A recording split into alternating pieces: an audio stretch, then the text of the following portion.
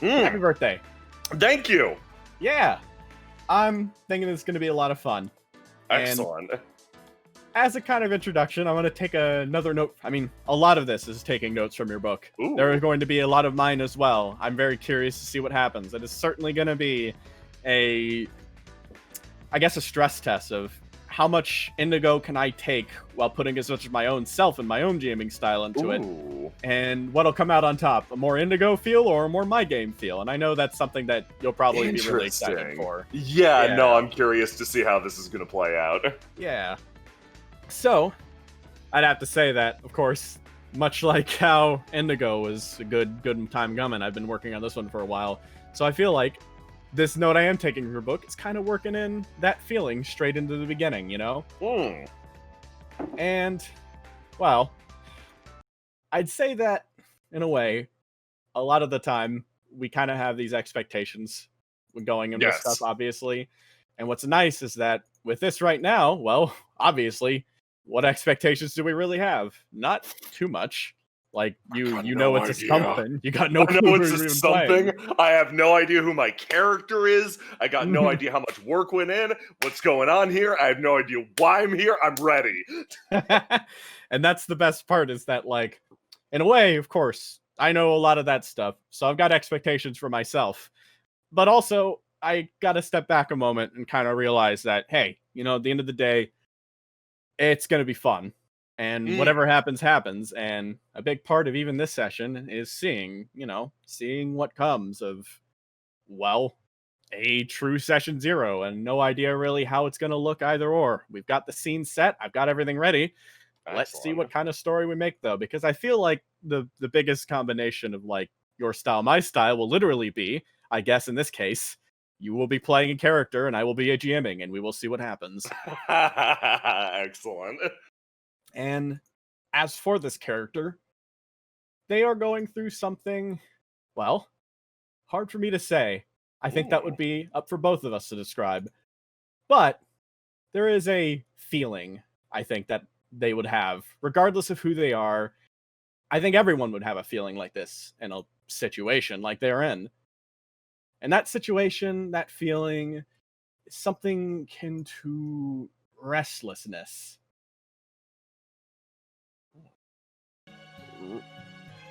Yeah, there we go. Restlessness. Yeah, that's a good way to put it. A feeling like you're stuck in place. That, when all things considered, you're stuck in a loop. A continual repetition, over and over and over again. Those kind of feelings can be a lot. But what really kind of makes it hurt a lot more than anything else is when it wasn't like that. When you could remember times where perhaps you were removed from that repetition. You feel your eyes peel open a little bit. You sit there and kind of think, opening your head, just kind of pounding with something, some kind of noise. Is it a noise like the others, like the day-to-day, or is it a different noise? Maybe that's what you might figure out by opening those eyes a little bit more. And so you do. You let your eyes peel open just a slight bit. The orange light peeling in from the roof right into those inky black eyes. And finally, the light peeling directly in. You kind of let it adjust a bit, rubbing with your wrist. And then the source of that noise gets louder and starts yelling at you. And honestly, it's kind of, oh god, oh, hey! Yo! Hell yeah, it's the Plague Knight DLC!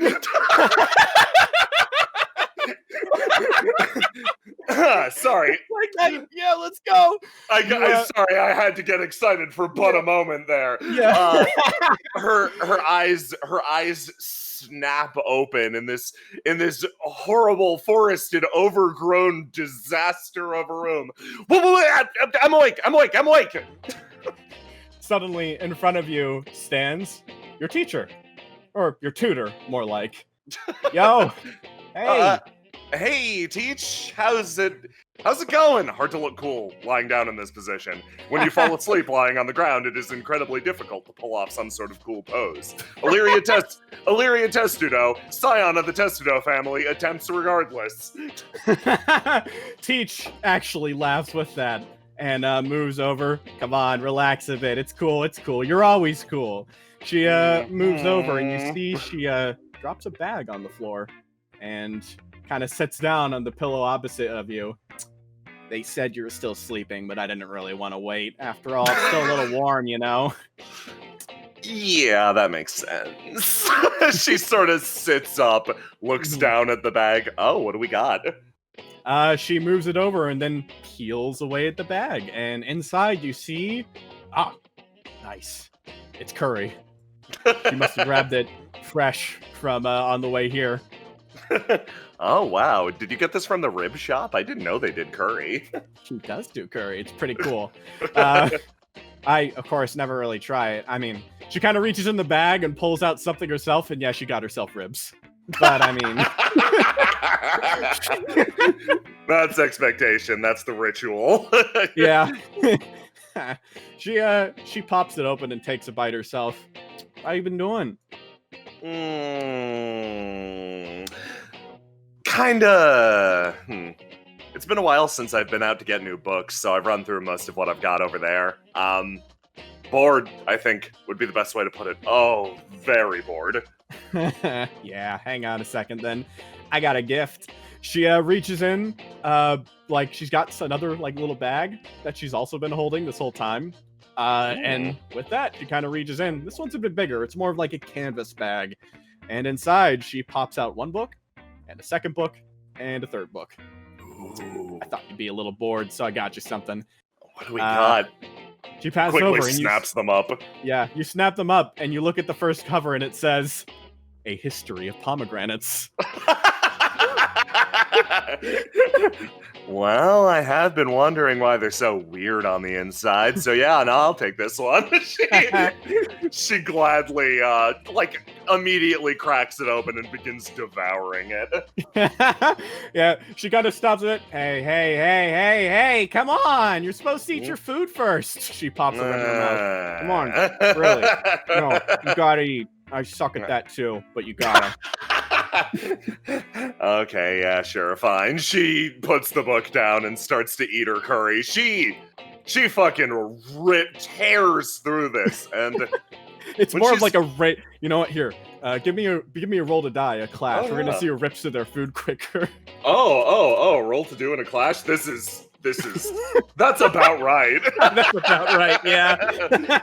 You eat food. You eat with the speed of a person who wants to see and get to something quickly. But that speed does not even compare to the speed of a woman who works so fucking much that she has to eat her lunch in 10 minutes.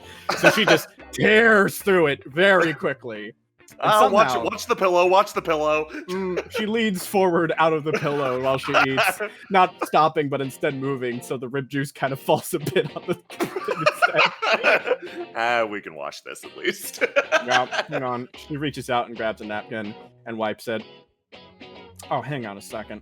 Real quick. She just like wipes off, does all that, gives you some napkins and waits a bit, and you finish up relatively quickly after that. She finishes and, shortly afterwards, actually reaches down and pulls something up. It is a mask that actually also contains corrective lenses to make the reading easier. Nice. She snaps it onto her face. There we go. Much, much better. She teach like, all right, cool. Now here. She pats the green pillow and is like, here, sit there. Come on. Your hair's a mess. Let me help. Slowly shifts over. It's just gonna become a mess anyway, given another day or two. Yeah, that's true, but come on. Sometimes we owe ourselves a bit. She kind of stops a bit, and after that, she kind of reaches and you sit and start reading about this strange history of pomegranates. Your eyes kind of glaze over the page a little bit as you feel Teach start to kind of do your hair up in a nice pattern. as she reaches behind and starts to basically just spend that time. And she occasionally, right next to you, there's some other books, probably what your actual curriculum for today is going to be. But for now, she got you something interesting at least. Pomegranates. I was fascinated. I mean, sometimes you get fascinated by the stuff that's, well, the least fascinating. Honestly, it's more interesting because the innards of this fruit actually, visually at least, match the innards of a human being. Like, hard to tell them apart sometimes. It's known as the visceral fruit some places. It has this, like, sort of grotesque edge that I find fascinating. Oh, neat. She kind of thinks about it. I always thought they looked real messy, so I guess innards and guts and stuff. Yeah, I guess I could see that. She kind of like Illyria focuses in a little too intently on this. Yeah, you do that, and in that moment, you kind of sit, and you're like, yeah, this is nice. This is pretty nice, actually. You kind of remember this.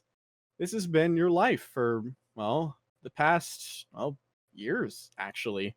Teach started out just being, one of your tutors, but she had this energy about her that, well, honestly, it was kind of easy to open up. And continuing with that, there are a lot of mornings like these. They're really good mornings, honestly, all things considered. Always kind of going like this. She continues doing your hair like that, and, all right, cool. That should do. She puts a pin on it. Well, thank you. You gotta go already? She kind of like, nah, nothing like that. But she kind of pats the books. I got a tutor idea. Let's get out of this stuffy place a little bit, okay? You sure? Yeah, absolutely. We should go outside a bit, get some air. Okay. Not feeling it? She looks down the long hallway. It'll be a pain if we're caught leaving Pinion Tower. Yeah. Well. Did Mom sign off on this? She smiles. She did not. Come on. Okay. Look, I can take responsibility. Yeah, awesome. She stands up with you and kind of puts the books back in the canvas. Let's go for a walk. I think it'll be a lot of fun. She turns around and starts walking, moving out through the gateway or through this large rooftop that shines in on Pinion, dome-ass thing. And you stop for a second right there, though, as you remember, no, wait, you can't go outside. You can't. As she continues walking, she turns around. What's up? On second thought, why not another day? Another day? Yeah, like, I think it's supposed to rain today. I think I heard the text saying it was gonna rain. Can't keep staying inside forever. And with that, suddenly something seems to go wrong. Very wrong. And you feel yourself stop a bit. The words on those pages, those pomegranate textbook, were all too unlegible. As you feel yourself, a sinking sensation pulling you back towards that pillow. You feel hands gripping around your neck and swinging you back as Teach watches, unable to help, as you get pulled back down into that pillow. And in that moment, you wake up for real. Oh, very nice.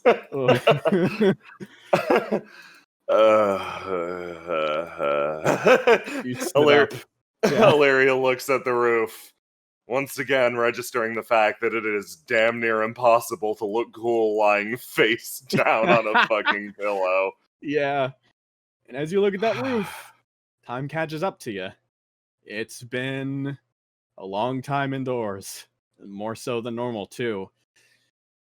Ever since that night, you haven't left at all.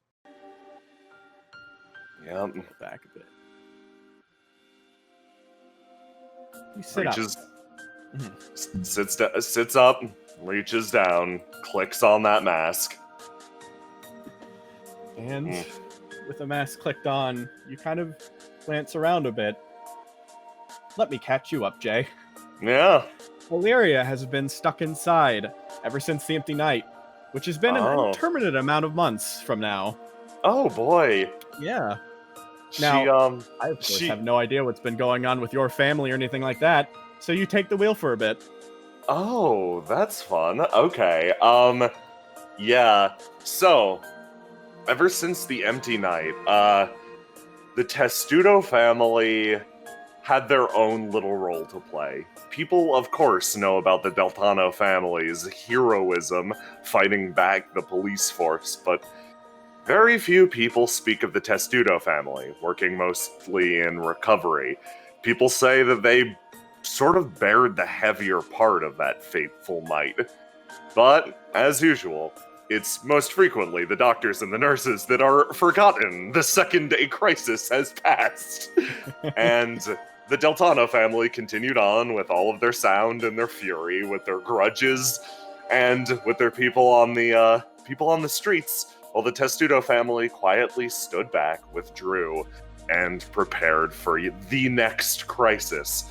Unfortunately for Illyria, this meant that she, as the sole heir to the Testudo family, was now considered too great a risk to let wander around outside.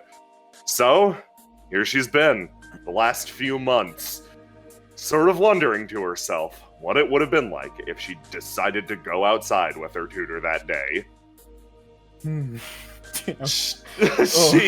She sits up and takes a look around.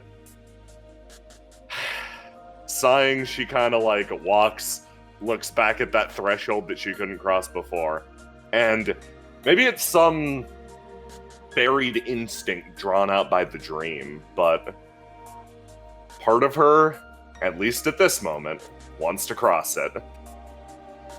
Not a big deal. I'll just see what's going on outside. Check in at the counter. See if there's anything I can help with. Hell, maybe I can run an errand. Just anything. She walks underneath the dome. For the first time in a while, makes it outside. She feels the weight of the mask. Sort of the heat pressing against her skin. Feels hot, but she feels safe wandering around with this mask on her face. Moves. And oh, yeah, you do actually. You take a step past that threshold, and it feels really good. You move with that mask. It is both a weird safety, but also a cage in its own right. It didn't feel like that at all back there, but as you leave your one cage, you feel yourself take another with you as you continue stepping across this tentacle area. You notice the paintings up on the wall, multiple fucking vases. Gaudy as hell. Yeah, very gaudy, very incredible. You notice the full-on goddamn fucking cherry trees that are up here as well. Yeah. And you just keep on moving past with them and just kind of look around. The Testudo family happened to take a lot of prizes back from Rauji. These trees are no exception. You kind of like peek up ahead to maybe see if your grandmother is inside of the other side room. Doesn't look like she is. She might be actually doing stuff in the main clinic build room right now. She looks down, looks back, and then moves to the right. And you kind of keep taking steps forward. And as you move up, finally kind of letting yourself stumble your way up, you're going to actually pass someone on the way who starts stepping up. Oh, and they see you and stop almost dead on their tracks as they notice you coming up from the other hallway. Yeah. And as they see you, they clear their voice and announce themselves. Well, less announcing themselves, they more announce your presence. Illyria! Hey. And, a man approaches. You know this one. This Oh. man, even though he wears a mask, his form is unmistakable. Probably the whitest, tallest man within inside of the Testudo's main clinic. His name is Garum. Oh, Garum, okay. Yeah, he steps forward and approaches you. His presence kind of hulking yours just a little bit. Yeah, This he's a man- fucking beefcake. Yeah, This man is, well, actually, let me swing this one in your court. This man is, in all intents and purposes, could be considered like your handler slash butler. He's the one who mostly cares to the Testudo family inside the actual clinic. He grabs your the food and stuff like that. What is your relationship with Garum? I think it's fine. I think Illyria is not under official house arrest or anything. She has just been warned about the relative danger that she is in by being out and about. As such, she has taken that to heart and not really pressed her boundaries until this moment. So she's unsure of what those boundaries entirely are. She being caught here, I don't think she would find that to be too unbelievable. It could be the, like, hey, I was literally just stretching my legs. Exactly. So her relationship with this person is probably it's the Testudo family. It's a very clinical, professional one. Absolutely, yeah. In that case, that's pretty close to how I thought of it, yeah. So that kind of clicks well. Garum then kind of looks... after calling out for your name, he speaks up again. And, good morning. Have you eaten yet? She thinks. No, she hasn't. She looks up at him and just goes, no, I haven't grabbed food yet. I was sort of going for a walk, hoping to maybe talk to Grandma. I see. Your grandmother's around the corner back in the main clinic. She's currently taking care of customers. Patience. You stop a bit. He kind of considers himself again. That was an actual slip up. You think you know Garum a little bit. He used to work in customer service for about 10 years before he swapped over to doing this. He was literally grabbed as a butler and then kind of started picking up some medical experience. You know, he's not quite the greatest at it. He stops over, though. Hang on a second, then. He moves to the side and moves into one of these lockers and opens up and kind of grabs something from within inside and closes it again. He moves up and approaches and then hands you... Oh, it's like a snack bar, basically. Oh, I didn't know we were keeping these in lockers. That makes them less appealing. Oh, okay, thank you. She's taken aback and borderline embarrassed by that. Yeah. Slips the mask off and just eats it really quick, turns around, turns back around. Thank you very much. Not a real meal, but unfortunately nothing has arrived yet for you. No. You missed breakfast by a couple of hours. It's more than adequate. Thank you very much. Of course. Now, Miss Morales currently is busy. What do you need beyond that? I can inform you that you are not allowed to leave the premises currently. I was actually hoping to speak to her about that. I see. He thinks a bit. Very well. Carry on. He kind of looks back. There's a new initiate that needs to be taught. Gotcha.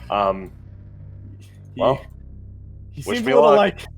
Yes, of course. He seems a little caught up on that. Garum seems to... You know, the thing that just went in your head, all of that about... Garum's not really a super great professional at medical stuff, but he got shoved on clinic training duty. Perhaps that's a sign of just how understaffed people are right now. She looks down, heard that her grandma's busy with patients right now. Hey, Garum. He peeks around the corner. Yes. Want any help? I got some time to kill while she finishes up. Yes, of course. He stops a bit, nods his head, and brings you forward. As you step into this back room, I got no fucking clue what this place is, but I'm sure as hell it's where training's happening. Yeah, no, it's the back room. You got this. Yeah, look at that giant vat of blood. Giant vat of blood. It's fine. You step up, and you see this assembled little table along with the machinery in the back.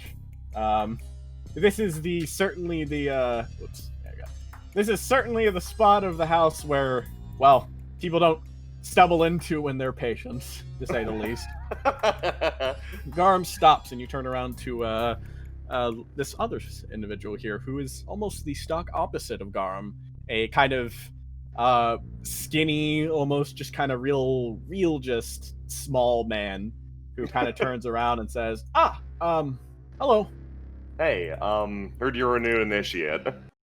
Yes, I am. My name is Liquaman. Liquaman. Okay. He moves up and kind of goes and shakes, but then just to kind of go shake up your hand slightly. She shakes it, kind of smiling a bit. Nice to meet you. Glad to see we're taking on a lot of new initiates these days. Oh yeah, I'm really excited, honestly.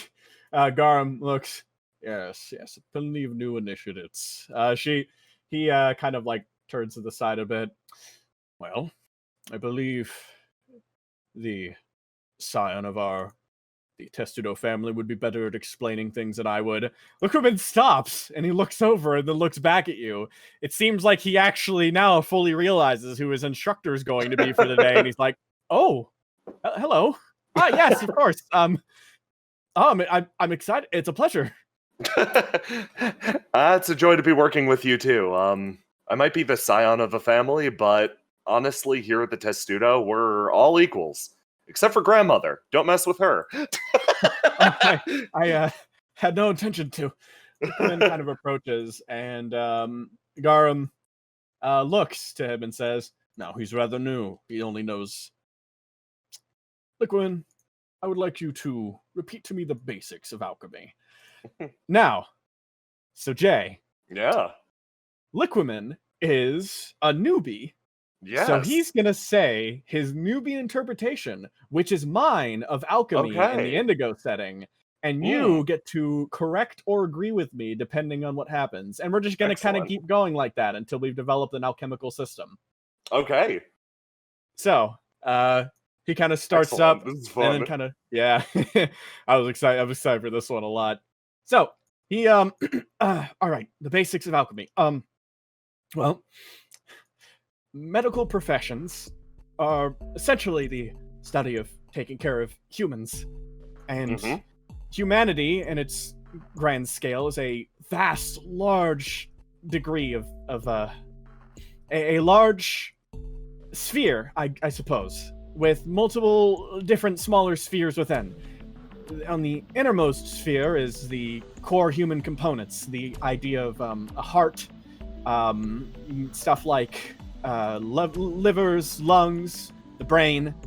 All humans have these, but the further you go out, you get to another circle in which appendix problems, those sort of medical degrees can line up.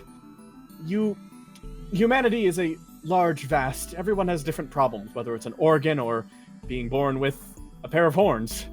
All are different aspects of humanity, all equal, but at the same time, a pain in the butt for a doctor, I suppose you could say. She nods along to that. Yeah. And that's exactly why the role of a physician is so important, and why a personal relationship between you and your doctor is crucial. The generalized hospital system that RNA is arguing for functions, but has certain oversights. Many people have unique considerations and require personalized attention. You can't just solve everything with pharmacy. There also has to be care involved. Of course, yes. And thus, we get to alchemy. The study of, elements of the world, and frequently the mixing of, molding of magic and herbalism, and the attempt to shortcut, I suppose. General medicine, panacea, all of that can be worked into alchemy. She nods at this. Now, alchemy as a term definitely functions for what we do, but at the same time, you've got to remember, she points, in areas like this, it's perfectly fine to say the name alchemy, but in other areas of the country, it might be considered heresy or a problem art. Now, the exact art of potion crafting, of making different chemical mixtures, of pharmacy, is something inherently non-magical, and that is primarily what we practice here. For example, that's what I practice. She holds out her hand. Not even an iota of magic in this body, so I'm limited to simple pharmacy. Oh, that's... Alchemy, of course, is when it attains the next level. Mixing physical components with magical components. It gets a lot easier if you're a mage, for sure, but you can accomplish it even somebody like me can do it if given enough practice and the right setup. It's specifically applying the properties of the magic or immaterial world to the material world, and that frightens a lot of people. So, for the most part, we try to call it pharmacy, just to avoid scaring people, but... Of course. It's alchemy. She smiles under the mask. I see. He kind of shifts his hand up very slowly. He kind of thinks a bit. A magician, would they have extra potency with alchemy or not? She nods. Usually yes. Sometimes they have an incompatible form of magic. For example, fire magic, as the most basic example, radically aids the growth of alchemy. Meanwhile, frost or ice magic actually tends to dampen it. I see. He reaches his hand forward and kind of holds two components for a moment, and he kind of like puts it together, and you see him focus. And when he puts it down again, you notice that the two objects have stuck together almost, actually. As he looks, I have some magic, though I'm afraid I'm something of the sixth son of a family and have no real prospects, and the ability to stick things together is quite interesting, though not quite as impressive as others would have it. But I felt that perhaps if the knowledge of sticking magical components together, perhaps my skills would be of great use here. She once again grins at this guy and kind of nods along. Magic or no, you would be useful here because you have decided to come here and you've decided to help our patients. Magic or non-magic, talent or non-talent, that spirit is what the Testudo family looks for first and foremost. Now, with your gifts on top of that, however, you could be a truly spectacular help. Thank you. I'm really glad that I could be here to help with the Testudo family. I believe that I can... Garum kind of clears his throat slightly. I would prefer to move on to the next course. If that would be all right. Illyria lets out a chuckle. A little encouragement tends to help. I had a tutor that helped me out in the same regard. My self-confidence was absolute. She looks, considers the room, doesn't say shit. Tripe. For quite some time until I had someone forcibly pull myself out of myself. So, it might seem meaningless at first, but a little bit of a punch in the arm, especially early, can help. Especially when alchemy involves so much failure. He kind of makes a strange noise at that. Very well. He kind of moves back slightly, and but Liquorman, thank you. I feel like it'll be a rough road. I know that a lot of the people where I'm back from said I never really had to work for anything, so I'm excited to work for something, I guess. She once again smiles at that. In terms of this back room, feel free to practice as much as you want. Any mistakes we can easily dispose of. We've got incinerators, specifically made for this. But don't be afraid. Don't be afraid to make mistakes. That's it's part of the key to learning. Cool. In which case, could he kind of he seems getting a little excited. Could you show me some? Of course. All right. So here is going to be the first minigame of this session. Oh, fantastic. Okay. I want you to grab what you think is useful for alchemy from this table. So, for Illyria... toss away the stuff that is not. This is a thing where obviously you could argue a lot of these are alchemical components, but what is Illyria's specialty amongst this stuff? That's really good. It also fits because her class is exactly this, so that's fun. Nice. Let me not all of these are interactable, but many are. Let me see.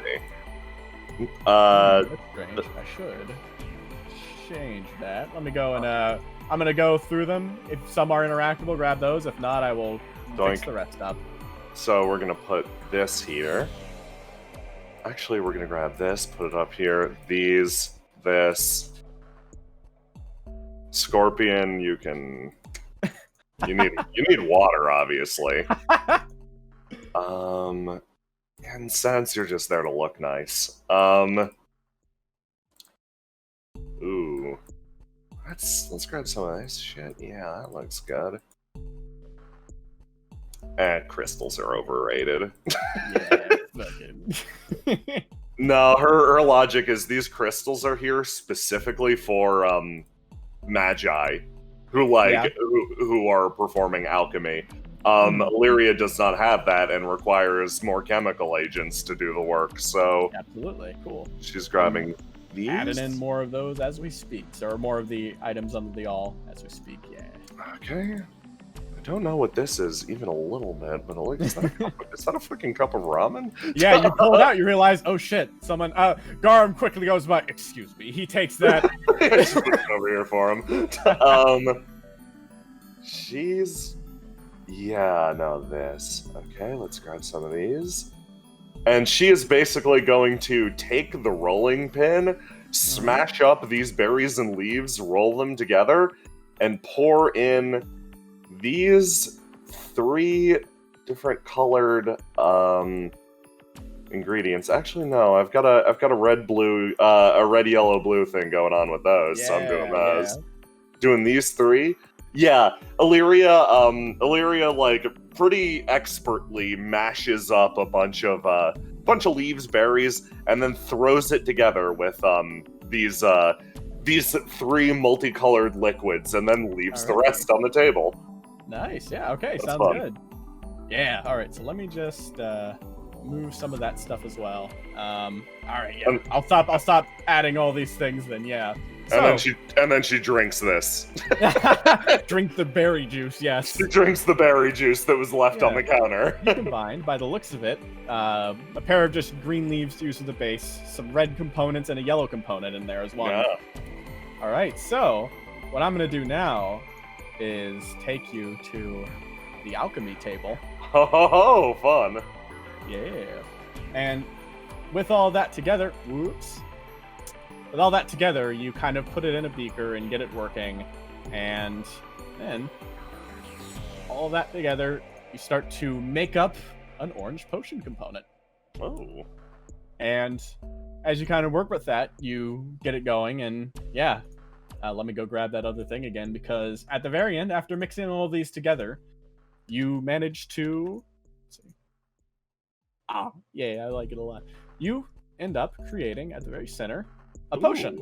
Ooh, excellent. Now, this potion has the color of orange, which means that it can benefit red and yellow attributes, most likely. At least that's my read on it. Yeah, no, that makes sense. And you used a good amount of ingredients on it with a green base, which I'd say all that together, you end up making this potion would probably be considered a +2 or a +3 to whatever purpose it is meant to acquire. Excellent. So a +3 orange potion of some kind. Excellent. Mm-hmm. So I got my fucking tang. Yeah. Oh, okay. This is excellent. I love this minigame, FYI. Yeah, awesome. Yeah, I'm excited for the alchemy mixing minigame. This is my shit. And then, as you do that, Garum begins kind of cleaning up the table as you finish the alchemical process. So that at this point, everything's mostly grabbed. Let me just move some stuff on this map as you end up finishing up this process. And Liquidman looks, I see, it's very interesting. I never thought it would be this easy, though I understand that's probably not true, I'd imagine. I'm sure all of that took a lot of very careful measuring and understanding of herbs and otherwise, but actually a lot of it's very easy. Okay. No, once you basically get used to the right mixtures and measurements, you can do it by heart. Oh, awesome. That's Well, okay. I'm excited then. Magic was quite a thing. It's both very easy and very hard. Super easy to use, very easy to tell what it does, or to tell it what to do, I guess is the way to put it. She kind of smiles. Okay, well, I guess lesson complete. Congratulations. Normally this is the part where I'd offer you a celebratory rib, but I'm a little short on one of those, so, A rib? He kind of thinks like the anatomy part. Like, he kind of grabs at his chest a bit. Are ribs important in alchemy? She stops and thinks, like, pretty much unable to place why that would be a strange thing to say. No, of course not. She does not elaborate further. Oh, yeah, he's like, oh, okay, excellent. She starts to walk away. There you go, Gorham. The rest is yours. Of course. You start to step out, and as you leave, you notice a figure approaching. A rather decrepit old lady, grabbing and dragging a bag behind her. A large bag. Large black bag. Yeah, let me just grab that for her. As she turns over and sees you approaching. Well, she hasn't really seen you yet. Her eyes aren't that good. Yeah, so you have a moment to approach or make the first action with her if you'd like. No, she's gonna walk up. She's feeling relatively confident after that. She's gonna stroll right up. Hey, Grandma. Oh, she stops and turns and notices Illyria approaching, and she's just like, oh dear. She turns to you, her foreboding mask again, just kind of staring forward with her rather chipper attitude on the other hand. My, what are you up to this morning? I'm, taking a look around. I was actually helping with one of the, new initiatives. It's actually got a lot of promise. Oh, yes. That Liquiman, correct? Mm-hmm. Yes, not quite often we have a mage knocking at our doorstep. Most of them rather seem to think our profession is a bit trite. She sort of shakes her head. Think we'd be a lot better off if more mages came to assist us. Or if that university would accept us as medical teachers and students. Oh, that daring way. What a... You see her like grip on her black bag that she's dragging. She drags it across the floor. Dearie, can you help me with this? Yeah, of course. What do you have in here? A body. Hmm. She says that with a bit of like there's something about the way she says that doesn't seem right. She looks down at it and gives it a shake. What's the weight and heft of it? This feel like a body? Yeah. She kind of moves over a bit and says, hang on, I'm being... Oh, yes? The way you said that made it sound like a joke, but this feels like a body. It is a body, but it's also a joke. She looks over. Garum! He steps over the corner. Yes, Lady Testudo. He kind of sees. What is that? He starts walking forward, just muttering. May you carry this? My bones are a little too old for this. Of course. He steps over, and she is now, you know. He notices. Illyria continues holding it. Yeah. She kind of steps up behind it. We had some punks come and deliver this to our door. They were freaking out real bad. Said they found a body. Garum looks. A body? He seems kind of perturbed about this for some reason. And she's like, yes, but I think you will find that it is, well... She steps to the side, and you toss this onto the table, and Liquiman approaches. Oh, what's this? More goods? And then Garum kind of looks... No, not quite. He reaches over and pulls the bag down, and begins looking inside of this as a... Ooh, jeez. Yeah, in this moment, he kind of peels at this body, and I realize I need to actually get this body out of this asset. But yeah, as you both kind of look together, you kind of see as Morales kind of moves up next to you. I think this would be a good lesson for the newbie. If you so just don't solve it for him so quickly, okay? And as that happens, she kind of moves up and very, very carefully pulls out a tiny little knife and cuts the very top of the bag open. And after doing that, she kind of peels the bag down slowly and starts to remove it. And you see this form underneath. They're pretty young. Probably you start just like profiling up the body. They are certainly very pale. Pretty young, somewhere like God, maybe like 18, 19, no, maybe a little older than that. Generally around like university age, however. You kind of piece together what they kind of look like. Yeah, they have like, okay, let's see. Red hair. Interesting formation there. They pull back and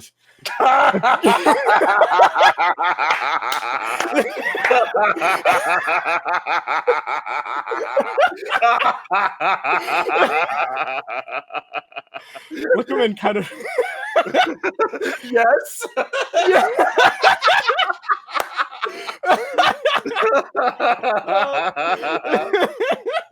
you Holy shit. So Wickerman freaks out. Oh my god. He kind of adjusts himself though. All right. What should I do for an autopsy? And then she kind of looks at Garum and then looks at Illyria and she kind of boy, he's not dead. What? Oh, well, Illyria, would you perhaps like to? Illyria, I'd like you to make a Let's decide now. What attribute would you say is you're related to your medical, your alchemy, your profession as who you are as a pharmacist? Blue. Yeah. Switch over to blue and give me a roll then. Yeah, I'm just gonna. I blow it. Oh, you go over and you're like, no, that's good. I think it's good. You go over and you're like, okay, you touch him. This guy's dead. This guy's dead. Yeah. She kind of looks at you. Oh, really?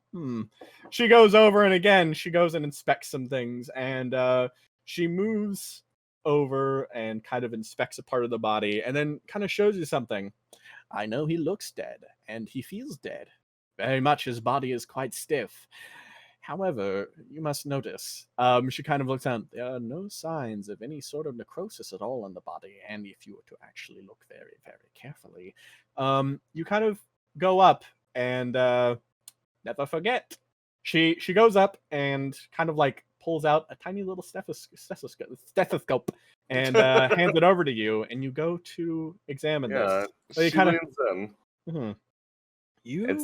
it's hard to tell because he's got like geological features. So I assume he's always to a certain degree rigid like this. Yes. And Liggerman kind of looks, yes, it's like you were saying. Well, I guess I messed up. Oh, well, if you messed up, my granddaughter herself was confused. It's fine. Everything's fine. He's not. But she kind of pokes at him a bit, and you go, and that heartbeat is awfully quiet. Something's a bit off about this guy. You can tell immediately. There's something. You're not quite sure what these symptoms are, but he's certainly not dead. He is unconscious, but you kind of go and inspect him a little more, and you kind of like pull open the eye a bit and just generally check around, and it's like he's sleeping. A coma, more directly, actually. But something very deep. And his body seemed to almost go into a very, very rested state after all of that. He doesn't seem to be, I don't know. How did he get like this? Why, in this case, the other aspect is like, if he was a coma patient, how did he get in that case? You kind of inspect his head a bit. You notice that he doesn't have any blunt trauma around his head. He wasn't knocked out and put into a coma. He wasn't like knocked unconscious. Well, there were some old bumps there, but like nothing new, nothing recent. Yet he was discovered by a bunch of thugs, supposedly some group, some youth out around town and brought here. That's an interesting question. You're not quite sure about that scenario. That's all you really heard about it. Strange. We shall obviously get him to a bed. Yes. But, Illyria, you notice that Morales kind of moves to the side, and she kind of goes around you and starts to move to the corner, grabs, looks around, searching for some correct bottles, grabs some stuff, pulls out a tiny little needle, basically, takes a sample of it in the needle, and moves his arm forward and injects it inside, and Liquaman kind of looks, oh, what are you doing? Examining. She moves up, injects him with this strange potion, and after that, you notice that something about his body seems to kind of like just... You kind of feel a bit, and... okay. You reach out, and his body seems to interact with you in a weird way. It's almost like, I have a question for you now. Yeah. Is Illyria sensitive or not? She is, yes. All right. In that case, this is what I think it is. When that happens, there's something that begins to happen. What your grandmother injected him with, something that she actually can't really benefit from, but you can. And she kind of looks over to you knowingly, as Garum and Liquaman are still just a little bit confused about what's going on here. Garum's not really showing it, but Liquaman is definitely showing it, as he was just given something that accelerates the brain movement, like the movement inside of the brain. Oh, nice. He's basically causing, memories and activities starting to activate inside of there. Despite you not really telling what's going on, you can actually almost sense a bit of these memories, this brain activity. What was his brain doing? What is his brain doing right now? Oh, fun. Yeah, so, I don't know if you have an attribute related to your sensitivity. If not, this could also maybe argue that this is like alchemy focused, since it is big in play here. Let me know how you feel about that, and we could give you a roll on this. I think since it's responding to something that somebody else did, I could roll the die. Absolutely, let's do that. I was just about to say that, actually. Ooh. Okay. So, I do have a roll to die on a... Did it work, actually? If you click on the icon, there should be a roll to die as a macro. I cannot see it. Let me go do that real quick. Okay, cool. That'll give me a sec to open the door for my dog. You want to go outside? Yeah. No, you don't anymore? Okay, that's fine. Okay, that'll give me a sec to get coffee. Okay. How about you, Mask J, man? Are you having fun? Yay. The recording wouldn't be able to hear the initial yeah, but now they can hear it. I see, yeah. I'm hoping what the minigame is for this is it is memory diving into this dipshit while controlling his body like Bowser's Inside Story in reverse from the top level with these fuckers up here. That is my fucking random session 0 guess. Oh boy. Well, I'll tell you what. Yeah. I wasn't planning that, but that's totally doable, so I'm gonna do it. Anyways, can you see now your things at the top? Let me see. Yes. All right. Die plus swing, do plus swing, die. So yes, excellent. Yes. We can keep your first result, but give me another roll too. We'll take the other one if it's got a better result for you. Die. Yeah, let's do that. So in that case, you get blue locked in, or what are you gonna? The earlier one actually had the higher result, so I think I'll stick with the first roll. Okay, yeah, alrighty then. That'll mean if you're walking into the blue, it'll be lower, but you will have that DC 10, which means you'll probably get a clear view of what was going on. Yes, exactly. Because for Windrose, it's just, for most of the time, DCs for rolls to die are just beat a 10. Just beat a 10. Surprise me. Yeah. Alrighty, so she's gonna lock in a red stat. Alrighty, yeah. I love this. Oh, that's great. Yeah. So let me also just Alrighty, you reach over and you kind of You see, like, he doesn't move. That's something to note, too. He's not twisting in his sleep. He's very out of it. But regardless of that, you notice, like, a shifting vapors away from his body. You feel memories going through. Now, what is your red stat? Her red stat is actually her, like... So, her red stat is, like, fight or flight is the best way to put it. It is the stat that engages with things in real time. It's instinct, basically. Okay. That gives me an idea. I'm going to need a second to set it up, though, so that'll just take a moment. Yeah, I have take loading some time. screens, but they've got some spoilers on it, so I can't Oh, that's fun. They feature some characters you haven't seen yet, but yeah. So that's exciting. Instead, I will move you back to the starting screen. Excellent.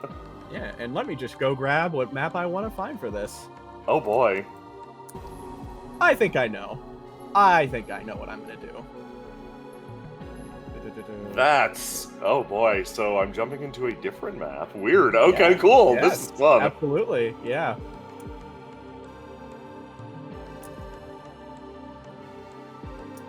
You know the best thing? Yeah. What's you that? You could just play harp as playing harp during this. Oh boy. See? You get to play harp after all. I do. Holy shit. Oh my god. I didn't... So I had an expectation of like, oh yeah, which character I'll play. Harp was not on that list. Alrighty, so that's that. I just got to give you control of him and give you some of that stuff. And you're really sequence breaking, and I love it. I knew you'd do something like this. That's great. Exciting. Yeah. I get to show you a map. I didn't think you'd see this early. Ooh, that's fun. Yeah. Okay, let's see. That and that. And alrighty. So, you gaze deeper into the mind of this dude. And inside, you kind of drift. There are multiple memories you sense you try to just click onto in that moment. You try to look for something that you can, like, piece together what's up. And, well, you kind of go inside, and there are many you could find. You could figure out, well, why is he like this? That was the main query. And you had a few different reasons. Stuff that ties into maybe, like, weariness. You could, like first going into a place, that's it. And then another memory kind of shifting in. You felt him, like, looking for someone too, almost. Strange enough. And then you click with him on something. You click with, well, maybe if not the biggest fight or flight moment that this man has had in his life, certainly the one he had recently. You find yourself inside of a place that, funny enough, actually seems to resound with you. It feels claustrophobic. Let me drag you over to him. Do you see him? There he is. Yep. So, you harp. Oh boy, yes. You stumble through. Yes. You just came in through the door of, and that memory is not accessible to Illyria. So you got out. Okay, that's good. You step through. You think you have time. You've been in here once, and you managed to find your way out, and now you feel like, yeah, you can use this place. You can fucking use this place. Easy. Shortcuts and all that nonsense. You kind of go through, though. Yeah, back out here. You remember it. You were here once before. The feeling of, well, it's a room, you think. Around you on either side, there are no walls, but everything just kind of seems to peel away into the dark. But there's a hallway, regardless. And in a strange sense, the floors almost seem to appear as you walk. The shadow almost peeling back as you move. Yeah. But no. Not right now. You're in a rush. You're hurrying. You need to hurry. You need to move. This is not a good place to be. You know that much. But hey, at least you're safe right now. Harp smooths back his hair and tries to calm his like fucking pounding heart. Yeah, okay. No big deal. No big deal, just gotta make it through here, and where's the damn exit again? Takes another step forward. You try to remember doors. So many doors in this place. But you think it's this way. Yeah, you kind of keep moving This up feels right. slightly. Yeah, it feels right. It feels correct. And yeah, you keep Haha, door number 1. Perfect. Yeah, wait, no, this isn't the right one. Damn it! Yeah. you sit there, you kind of like peel it open for just a moment, but then you kind of stop, realizing, no, if I open this, I'm gonna go out, and I know this isn't the spot. I need to get back. Yeah, I need to get back to the clubhouse. The clubhouse, that's it. That's the place. Right. Of course, the clubhouse. How can I forget that? Weird. He continues wandering along, almost like shifting nervously as he goes. Is it always this quiet down here? Yeah, you remember the first time. No, wait, Illyria, you can't remember the first time. You go through. But Harp, you do get a sense this is not too quiet the first time. You remember you gotta you stop, look at that door. Wait, no, that's okay. You kind of keep going forward. Probably up ahead, maybe? You don't know. Yeah, so hard to definitely up ahead. There are no landmarks in this place. It's just floors, a twisting maze. Oh, wait, this is... No. This is a door to the...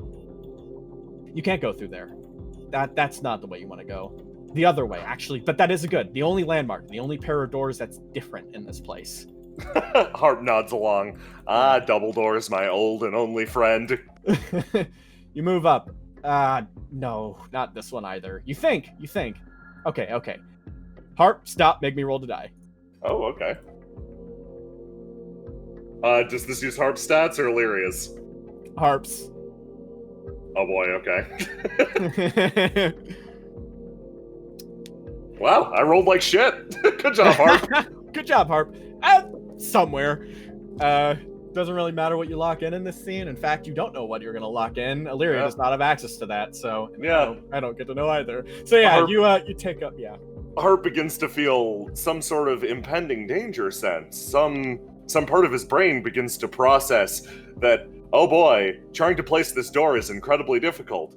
And instead of putting out any feeler or anything like that, he thinks to himself, you know what? I'm gonna sing a song. He does so loudly. You start loudly singing the song. This is good. You know, would probably yell at you right now, but I mean, so you're good. I'm fine. Yeah. You think, but actually, because you do that, you're not quite sure where it is, but you think like the only thing you do piece off, it was somewhere the opposite direction up from the stage door. Oh, okay. Let's just roll back this way. I knew it.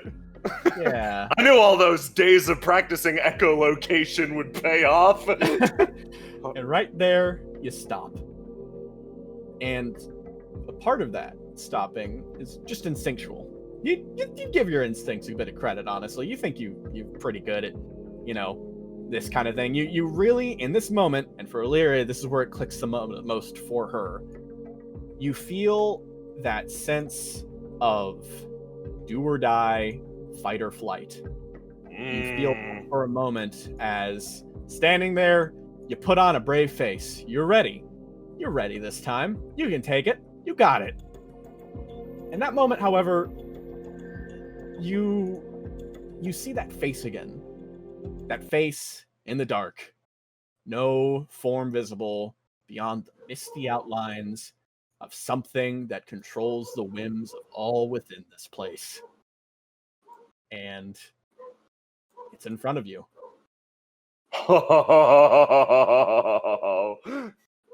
And with that, it moves.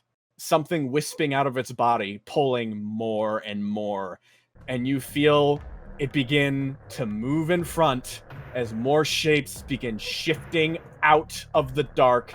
And in that moment, the memory cuts off. As at that moment, the fight or flight decision was decided upon, and the memory snaps away. And as that happens, you feel more of the memories of that place start to disappear from Harp's mind. The memory is almost sinking away into a pit.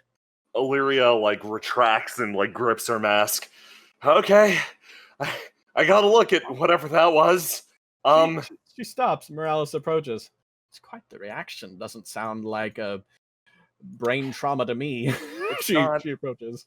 It's not, if I had to guess, it's a wound of some variety. This isn't a condition or anything like that. It was caused by something, and I got a good look at its face. Yes? I could draw it, actually. Huh. She stands and kind of, very well. You kind of, like, sort around with all the stuff that Garum put down. You find that notebook again that was on there, and you flip to a page. It's mostly full of, like, you know, diagnostics, formulas, otherwise, but you find an empty page, and you kind of note that off, just kind of grabbing a pen and very quickly putting it on the table, and you try to sketch it out.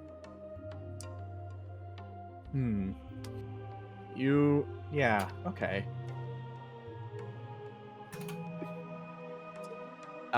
Yeah, you sketch it out. And that is not a legend, by the way. Oh, fantastic. So I did sketch not it out, and nothing fucking bad terrible happens. Nothing bad terrible happens. That's great. Nothing awful happens. Oribus writes down haha in the notebook. Yeah. But that opens up a question of its own mind of what is it? And what the as fuck? everyone looks at that, certainly not. When you said a face, I was expecting a face, not a mask. Lookerman approaches. This is... what did you all do? I'm still not quite sure. Illyria hears the line of, I was expecting a face, not a mask. And Illyria looks around the room and assesses the richness of that statement. Yeah. She looks back down at the notebook. That thing was associated with a few feelings. Now, those could have been intuited by this person in front of us, or they could have been things that they knew before encountering the creature. Both are equally likely. This one seems to have decent enough instincts, and that thing, I'm going to boldly say that this person could likely not encounter it and escape more than once. She says, looking down at Harp, having absolutely very little confidence in Harp's survival skills after hearing him sing loudly in the dark. Oh, God. Yeah, you kind of sit there like, yeah. And Morales is like, interesting. This is not... She thinks a bit. She seems to muse about something. Illyria, I'd like you to... Well, you could roll to die, though you'd have to drop your color, most likely.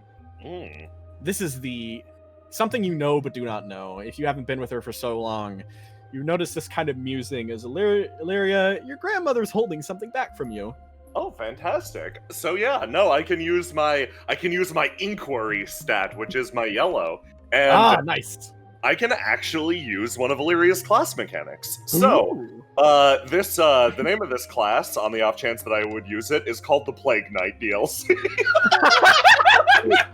And it is called Alchemicraft. Whenever Illyria has to drop one of her stats, or chooses not to lock in a swing, she drops it as normal, drops back to neutral, and that swing is preserved instead as a color. The color and value are preserved as a potion that she can pop later.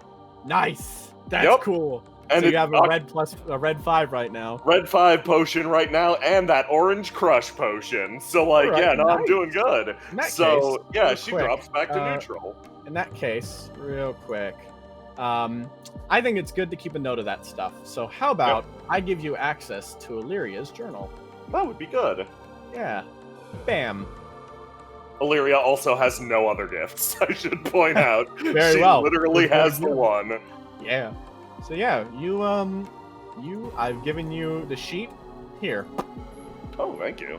Feel free to mark down anything you want there. You can mark down the full class, but more importantly, just note down what active. I didn't give it a real name, so it's Plague Knight DLC for now is fine. And then red potion 5, and then an orange crush +2. And I assume the crush +2 is a stackable potion versus the other ones. And I will drop the here. Yeah. And I'll hold that for now. Yeah, we have an orange crush too. We don't know what it does. Would you like to make that up now? You know, I'm going to say something right now. When you make a potion, you can choose to name its purpose early and give it an extra +1, or hold on to it as wild. Ooh. So that you can maybe come up with something down the line for it. I'll hold on to it as wild.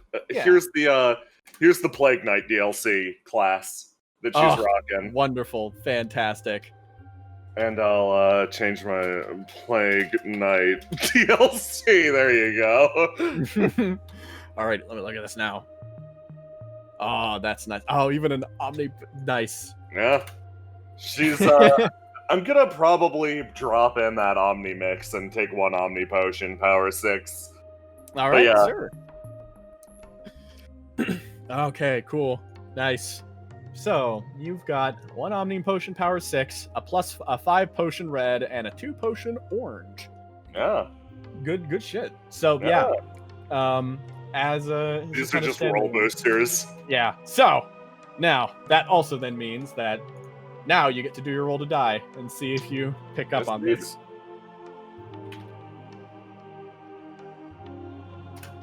Boink. Oh, perfect. That does it. Excellent. And that's your yellow stat, I think. So I get the to lock in yellow. Perfect 6. lock in, yeah. Doop. There are very, very, very few things you're as good as reading on as Morales not telling you something. Yeah. And you've picked up on it very easily that is the case. How you want to address that, however, is up to you. I think... Oh boy, so... Illyria has earned her grandmother's respect, is a key part of their relationship. Yes. And I think, extrapolating from that, I think what Morales Testudo respects is 2 things: intelligence and clarity. So, I think Morales Testudo is constantly dying dealing with the other mafia heads because they try to do the smart, like, outmaneuver you type thing. Yeah. Meanwhile, she's just very like, get out of my fucking face, I'll kill you. Whereas in this case, then I would say that little quirk, that little twitch she does when she muses, is the visible frustration at the fact that she has to hide something. Yeah, no, and in that case, I think Illyria responding to that would immediately call her on it and just point it out. And like, I think this happens regularly for them, but I think it's one of those things that like calling her out on her bullshit isn't necessarily the problem, because Morales can always just be like, I literally can't tell you. And like Illyria just kind of has to deal with that. But yeah, she'll cool. This helped me contextualize the relationship a lot. I love this. Absolutely. She sees that little twitch and she goes, "You're thinking about something." I am. She stops a bit. I would like to talk to you about it. Nah. She puts her hand on the table slightly and kind of adjusts herself. Lukumin, what's going on? She kind of looks. Well, you are new. In that moment, it kind of clicks to you. She was not... You kind of have a bit of relief. You think in that moment, she was not trying to hide something from you. She was contemplating if she should tell this new recruit. But I guess you think she makes to the final solution that though she loathes thinking about this sort of thing, it's probably unlikely that this full-on mage would be a spy. It's quite an expensive spy to plant. And Illyria looks over at her grandmother and then looks back over at Liquidman. If this is a spy and this information gets out of this room, the number of suspects is comically low. Oh, of course, you're right. And that boy is asleep, correct? I assume so. He's fucking out cold. Actually, you'd even say that, honestly, you kind of think about him for a moment. And actually, with this new yellow, as you look back at him, you can give me another roll. Oh boy. And so there's a macro that is do plus swing, so you can roll and just put plus like a 6 in there, and that'll do that instead. I'm just gonna mash it in the old-fashioned way. Yeah, super fair. Honestly, it's about the same speed. I just have them there for convenience. Yeah, okay, that's definitely enough. Yeah, looking back at it again, that experience you felt earlier when you were looking at those memories, trying to find stuff, you realize you acted at a really good point. At least Morales did. Those memories are leaving. They're being drained from his brain, and they might be going somewhere. Okay. Well, this could be a lead related to the Empty Night at the very least.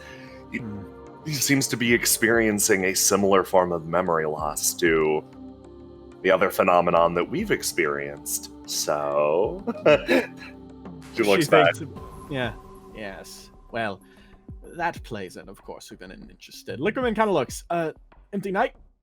I'm not quite familiar. Oh, he's so new.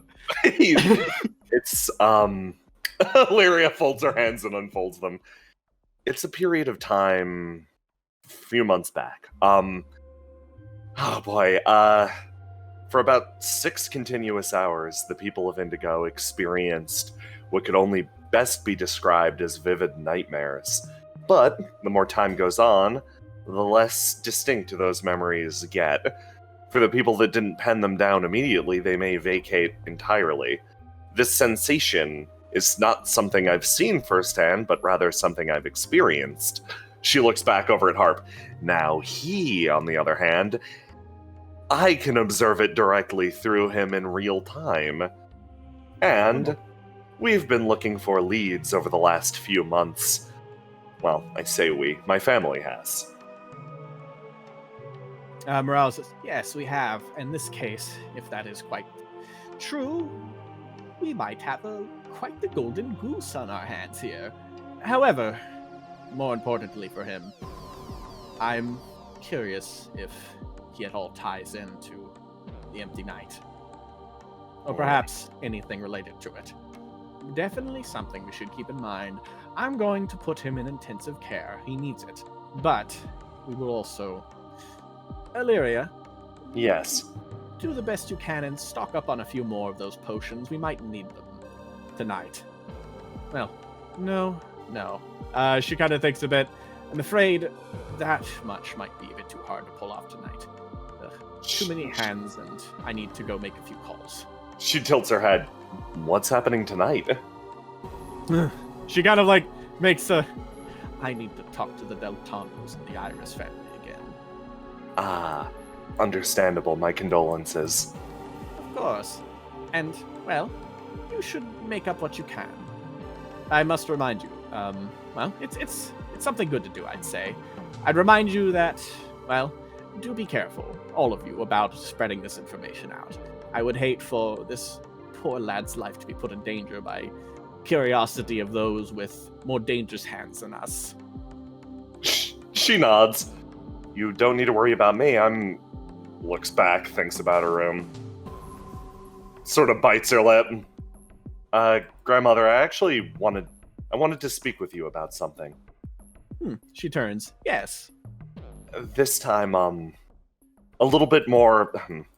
The information is less sensitive, more embarrassing.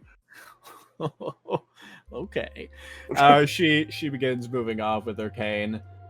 Garum, Liquidman, continue with your daily exercises, and don't go ratting out on secrets. Of course not, Miss Testudo.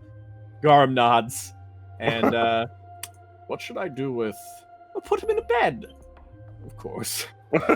She moves, and you help your grandmother move a bit up as you begin stepping off, leaving the mysterious case of Harp behind you. So, I feel like I might know what you're going to ask. She kind of nods. I'm sure. You're pretty good at reading people. She kind of turns a bit. Yes, and I'm quite sorry, Illyria, but I'm afraid I still not able to give you a different answer. I mean, not now, at least. Poorly timed. She looks back at Harp back there. Mm-hmm.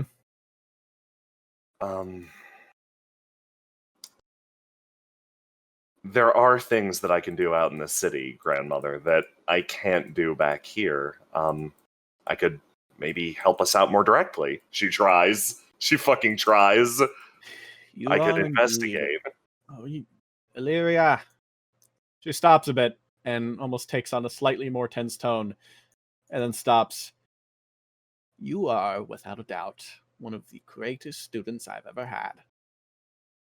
And I do not fear or keep you here out of a lack of respect or care. I keep you in here for now because I, as the head of the Testudo family, have no other choice currently than to be at my utmost cautious until I understand what's going on, or at least until everything calms down with the other families and everything is under control. I cannot promise safety to anyone who goes out onto the streets.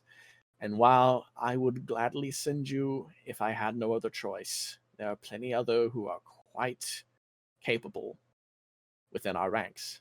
And there's plenty you can do to help here as well. She stops. She really wants to go outside. Like it was like remembering Teach was like flipping a switch. And like all of that experience of staying in suddenly snaps into focus, and she's gonna give it her best. She's gonna give it her best to convince her grandmother, and if that doesn't work, she'll fuck off.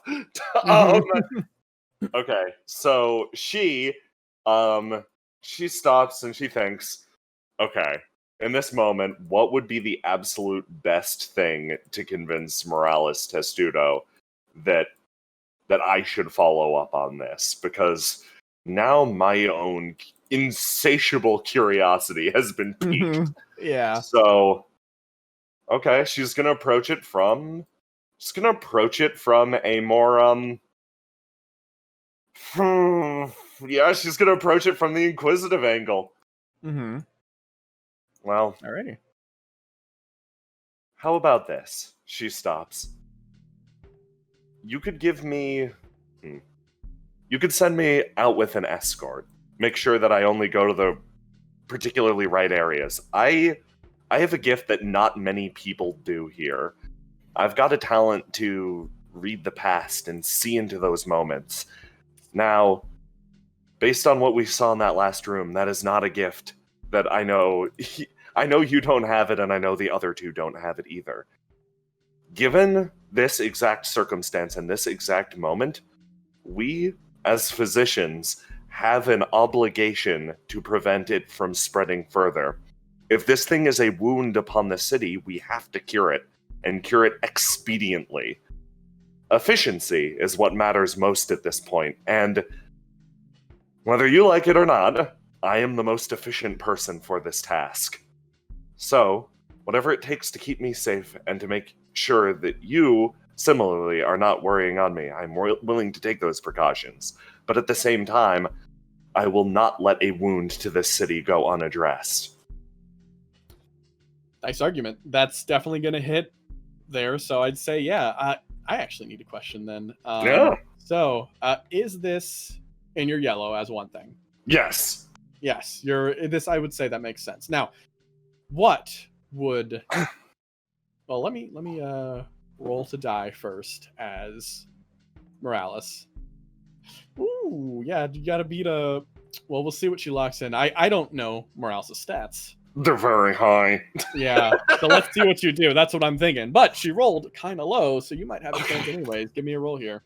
That's a 20. Ooh, that's a 20. Okay. Now, let me count something real quick. Regardless of how high her stats are, that would not succeed if she locked anything in. So I will not even ask, and you can keep that a secret from me. Oh, cool. Okay, cool. Yeah. You did so well, you don't even need to tell me that. So yeah, Morales examines you, and she thinks. She holds herself there, and she kind of reaches up, and she takes off her mask, and she smiles at you. And she kind of walks up slowly and like looks at you, And she kind of, excuse me, darling. She moves up and she kind of actually reaches up and kind of pulls your mask aside for a second. Oh. And she looks and she kind of gives you a nice pat on the shoulder and says, I was looking to see. You do have quite the determined look on your face right now. She quickly grabs her mask back and puts it back on. Yeah. Oh, my composure is immediately gone. Yeah. She kind of like steps aside a bit.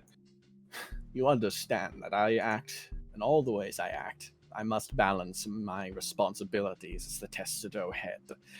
In a similar vein, however, other obligations, such as mine as a physician, must often clash.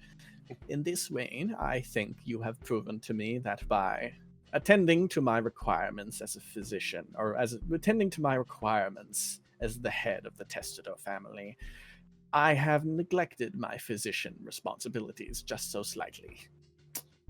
I do, in some ways, forget sometimes that it would be irresponsible for me to keep you here when you could do so much better for the city. This inquisitiveness kind of fades for a second. Internally, she's saying, her internal track is going, you're saying it, not me, that's good. Yeah. Illyria and her grandmother have a very set but strained relationship when it comes to business with the rest of Riviera. For Illyria, she always prizes and prioritizes this physicianly attitude of her grandmother. In fact, she wants to encourage it. That is the person that she looks up to. The politics, the negotiating a family, the foreign espionage, that part is the part that Illyria takes issue with. So whenever she sees her grandmother shift more towards that medicinal aspect, she feels not only strongly encouraged, she feels good about maybe taking over this family in the future. But as it stands, with the empty night and everything that followed, with the cage whose doors swung shut, she'd lost hope to a certain extent. But in this moment, she regains a significant portion of it. Nice. That's really cool. And with that, you feel that almost mirrored that. You kind of click on a sensation yourself from Morales, though you can't quite place it. You do feel as though maybe that's mirrored on the other side. Oh. And moments when you act as confident and as best as you can towards at least maintaining the physician side, you do feel she is proud of you. Oh. And as that occurs, she kind of looks, yes, well, I will grab myself something of an expedition to take with you. Though please, do not go out tonight. I would prefer tomorrow. We'll do tomorrow. We need to set up anyways, if we're going on a full-on expedition, or if you are, I'm a bit too old for that. I trust you with it. Though, if you are, she looks at Morales with that's bullshit and you know it. Yeah. She chuckles. All right. I expect you to be as well prepared as you are. Please spend the rest of today preparing, and tomorrow you may head out. I will grab some notes for you as well so that you are more caught up on the affairs of what's going on in the city. Excellent. I really Yes. appreciate it. And when you meet with those other families tonight, you feel her face crack slightly under the mask. Give them hell, okay? Ooh, I will. Morales always does. That is the Yeah. It's such an easy thing to promise. She moves her mask back up and clicks it back in place. Bide your time. Oh, and one more thing. Have you found it yet? She switches over real quick, and you remember in this moment there was one other thing. Your grandmother, in the slightest attempt, the most she could probably make considering her busy schedule, has been playing something of a game with you during the past 2 months. Every day, you all hide a tiny little object somewhere within the Testudo HQ. And you have, usually, whose turn it is to find it changes. Testudo, it's a decent sized place, but there's a lot of little nooks and crannies and places to hide things, and your turns often go by much quicker than hers, because of the age and busyness. But it was your turn now, and she seems a little confident. I don't believe you'll be able to find it as quickly this time. She clicks her cane on the floor. But regardless, I must most likely be heading off now. Oh yeah, no, I got distracted today. Yeah, I'll go look for it. But I got nothing else to do today other than to rest. No shame in being distracted from distractions. She kind of starts moving off. Good line. Oh, but do keep focused. This next task will be quite important. Your grandmother heads off, moving slowly but surely across Tetsudo's clinic, leaving you alone with inside. I love her so much. She's great. She's fucking awesome. Now I'm just scanning the map for this bullshit. Oh, it's not going to be visible on the map, just in case. You're going to have to look. I have to actually manually look. Okay. You have to actually manually search through things. Well, Illyria she feels pretty good about what just happened. She's incredibly nervous about going outside again, but, like, it's not like her confinement was 100% her choice, so she's also a bit excited. She's got her mask, it'll be fine. Yeah. She'll use this as an excuse to take a tour of the rest of Testudo HQ. Okay, Alrighty. well, Grandma hasn't put it in her room for a while, so might as well take a look over there really quick. Right. Take steps off, moving off to your grandmother's room, and as you walk, you kind of move with, like, a bit of extra step. Like honestly, that felt really nice. You're going outside. You're gonna do it. Yeah. I have a guess of what this item is. I'm gonna spoiler it and put it in general chat, and just leave that there. Okay, sure spoiler: don't click it, Christian, until I discover the item. Alrighty. Okay. Illyria walks into her grandmother's room. It's a lot. It's full of full Rausian sets of armor. Yeah. Oh, it's a lot. And you're kind of like, what? I guess you could give yourself a roll of, you have a stat for this, so you could probably roll for it. Alrighty. I did, and this is the disadvantage of my class. I converted my 6 into a potion. So. Yeah, I don't got it anymore. I still rolled a 6 anyway. Jeez. I'm so used to this game. Eyes fucking spotted and light up in the room. Oh gosh. You look and you're like, where is this? You kind of start moving across and you're like, okay, let's go. You go up to her pillow and you kind of look inside of it. And you're like, okay, if it's not in mine, it's it's not in her. It's she didn't put it in hers like she did last. You stop and you start walking towards your room. Yeah. Wait a second. Yeah. How would she have even done that? Yeah. She starts to think. Sometimes you think she can move like a ghost sometimes. That's a trait for her that never, from everyone you've heard, it never seems to have gone away. She hauls ass back to her room. You haul back to your room and you start looking inside of your pillows.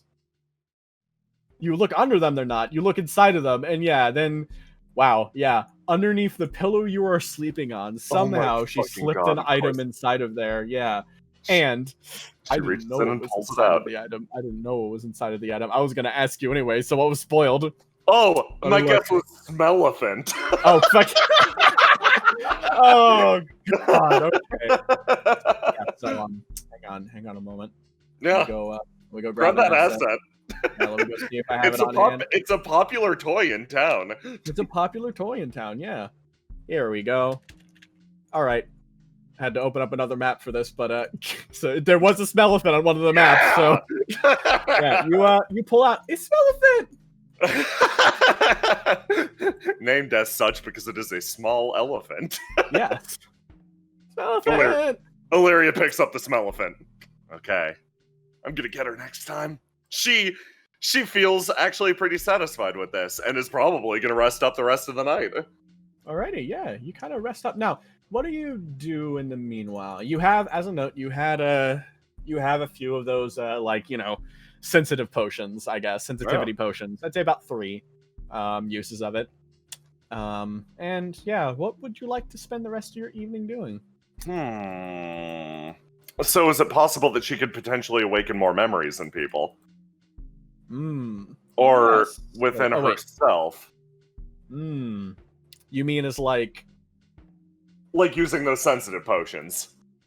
You could use them within her yourself, yeah. Though it is generally like the thing with the sensitivity potions is that the only limitation is that you're not supposed to take more than 1 a day. If you do that, it can really start messing you up. It can Okay, really so fuck with she your brain. cannot ply harp again. She cannot play harp again. Though the usage of you could use one, yeah, you could use one on other people or anyone really, including yourself. But yeah, it's only a thing of 1 per day. That's the safety. Anything more, and people could start slipping almost into uncontrollable daydreams, basically.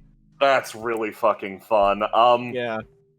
She thinks, honestly, she'd probably, the one whose memory she wants to see is her grandmother's, but there's no fucking chance she could just be fucking way. hey, can you take one of these and take a look? So she's just gonna hold on to them, probably. She's gonna pocket them for now. Yeah. Would looking around the rest of the clinic be a good idea? Well, I'll be open with you now. There's about 2 things you could do to spend the rest of your day with. Okay. You could either I think there should be more. Obviously,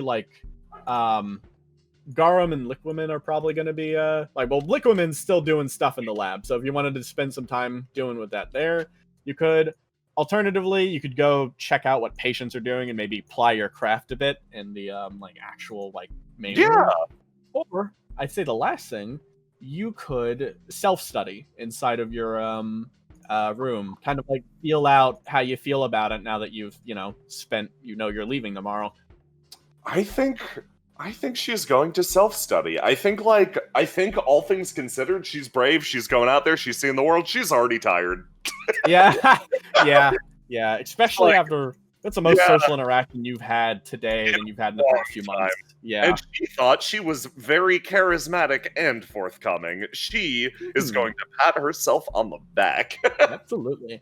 In which case, you just kind of go, what kind of book would you like to read? You have plenty. Obviously, you mostly read some of them, but you could obviously read pomegranates. Oh, damn. You go and look at your book on pomegranates. Something you read. Oh, you look at that and you sit down. You kind of start to drift as you think about that.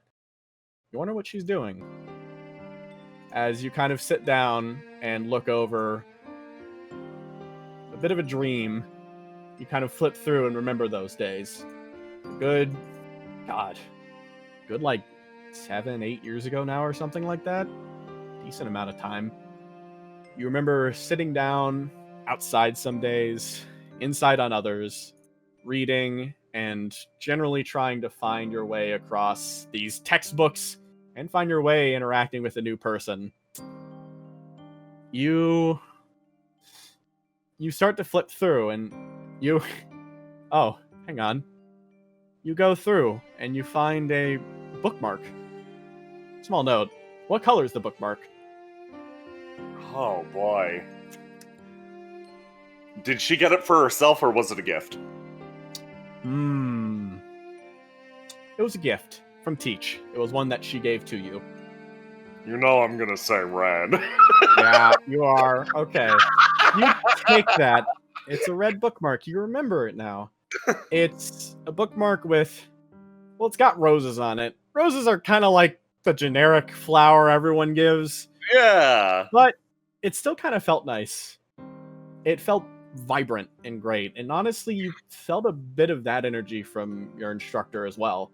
As you kind of flip through, you realize that never really did get to finish this one. You read through and you're making some decent progress. But, well, at some point, she had to go back to the university, and it was okay. You were both happy about that, but she got busy.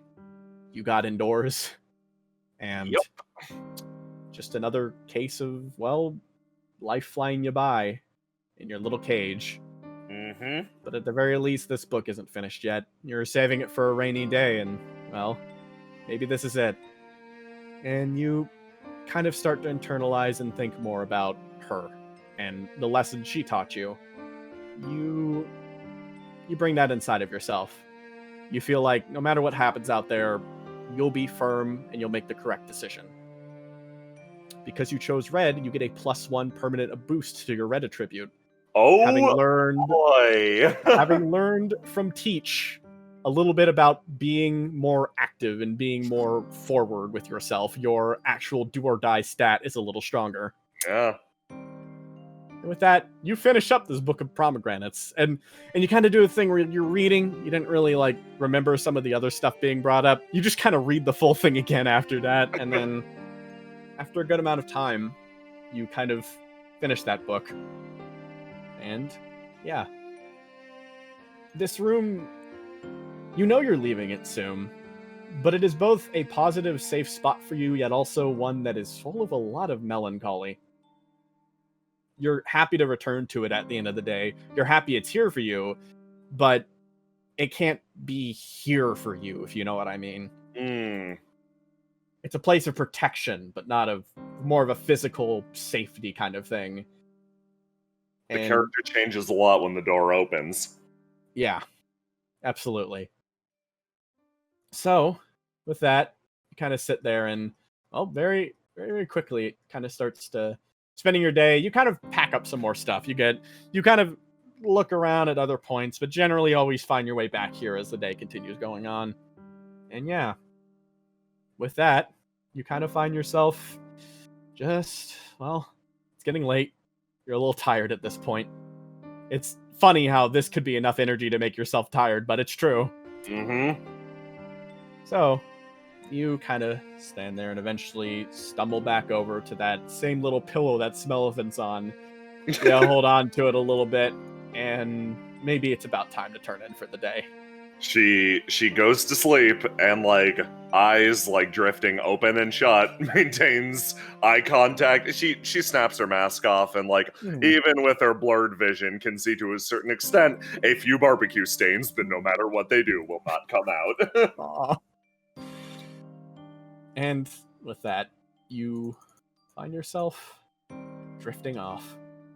Back to sleep again, one more time. The next day, outside, and oh boy. Honestly, those thoughts keep you up a little bit. But yeah, that's generally, eventually, clutching that little animal, you find yourself falling asleep. And again, well, you find yourself dreaming. Ooh. Once more, another dream. And this dream, however, it takes on a different character. And as that, you kind of find yourself shifting a bit, moving across darkness. Your mind very quickly drifts to that place that you saw Harp in.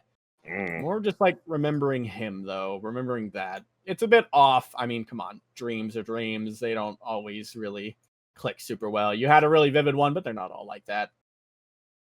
Eventually, at some point, though, that memory, like, you feel it like a hook. It sticks into your head, almost. And as your dream continues drifting off to random thoughts about fucking pomegranates, you read a whole book of them twice. Eventually, you get dragged back to that dream. Ooh. And you almost feel yourself sinking into it a little bit more and more and more, as eventually you find yourself, well, not any other real better way to put it, you find yourself in a theater. Oh. What in the fuck?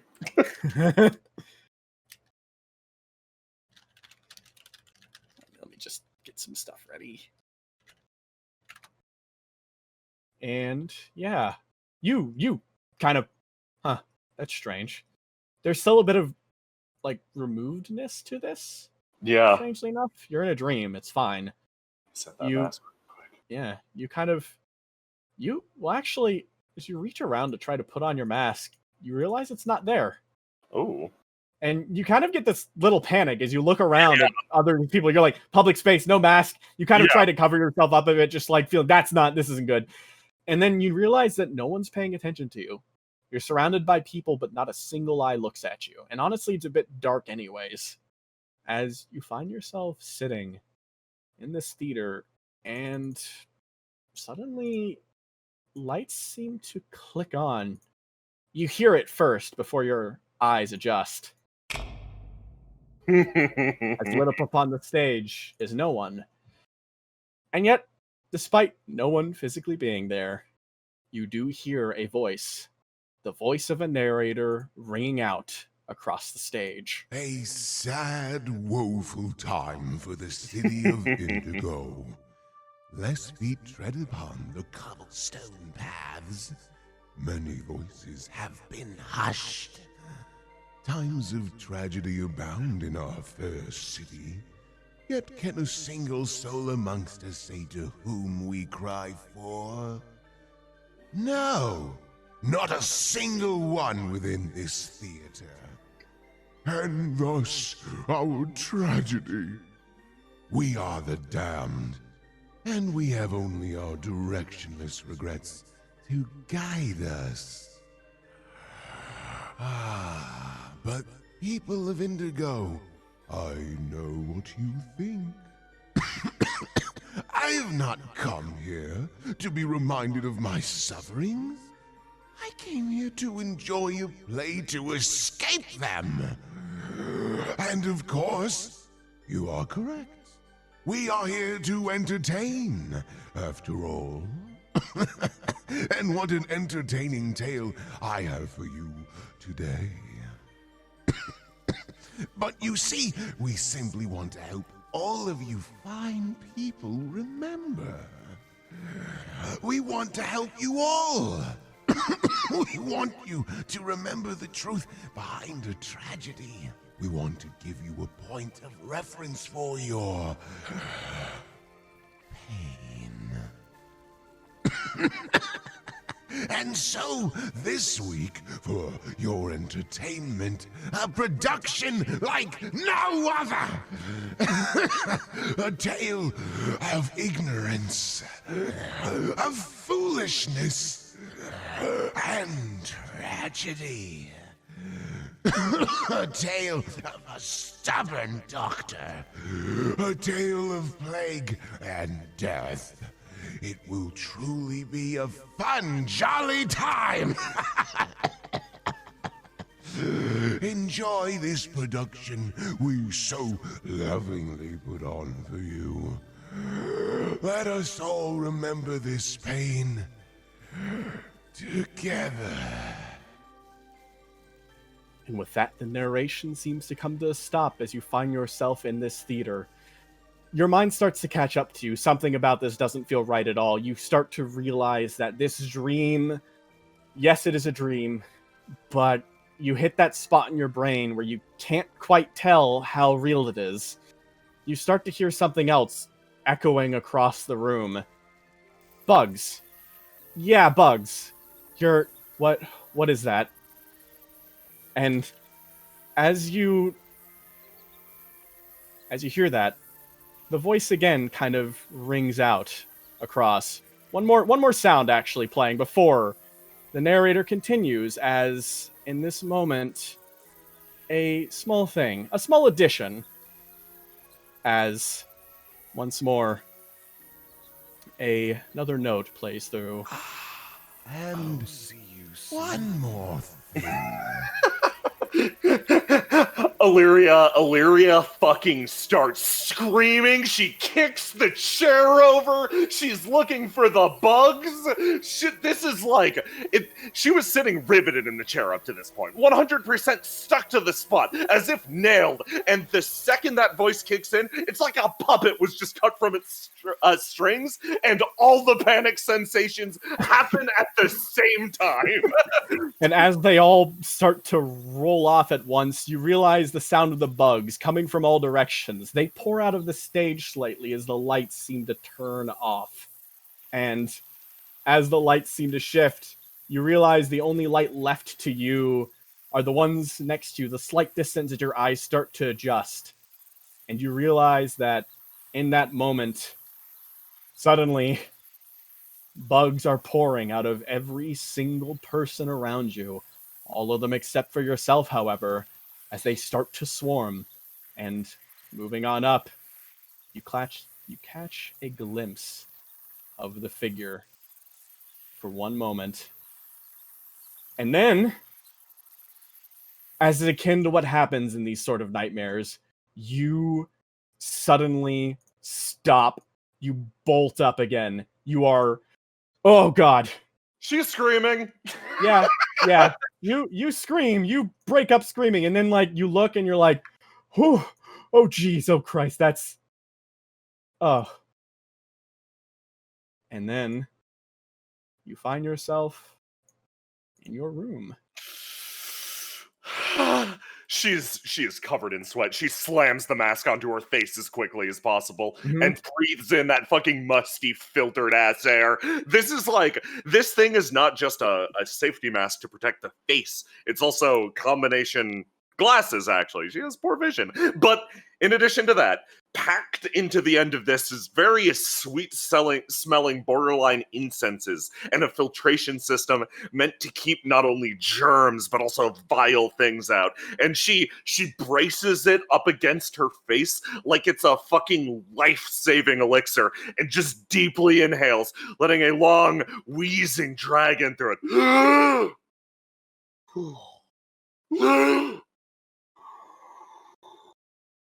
Lets the cool air just move through her body.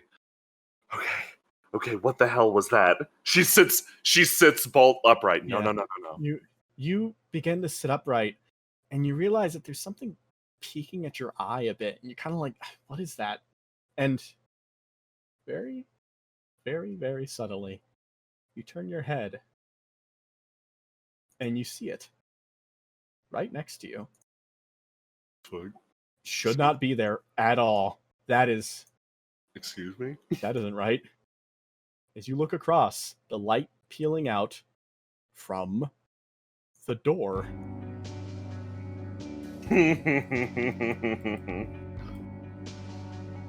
Right across from you, a door as clear as crystal. Peeling out from it, light. That's not right. Hold on. Wait, no. This door feels familiar. I've seen a door like this before. Hold on. And she slowly rises to her feet. you do. She looks back at the door, the cage that has kept her locked in here all along, and then back at this door that she saw claims someone else.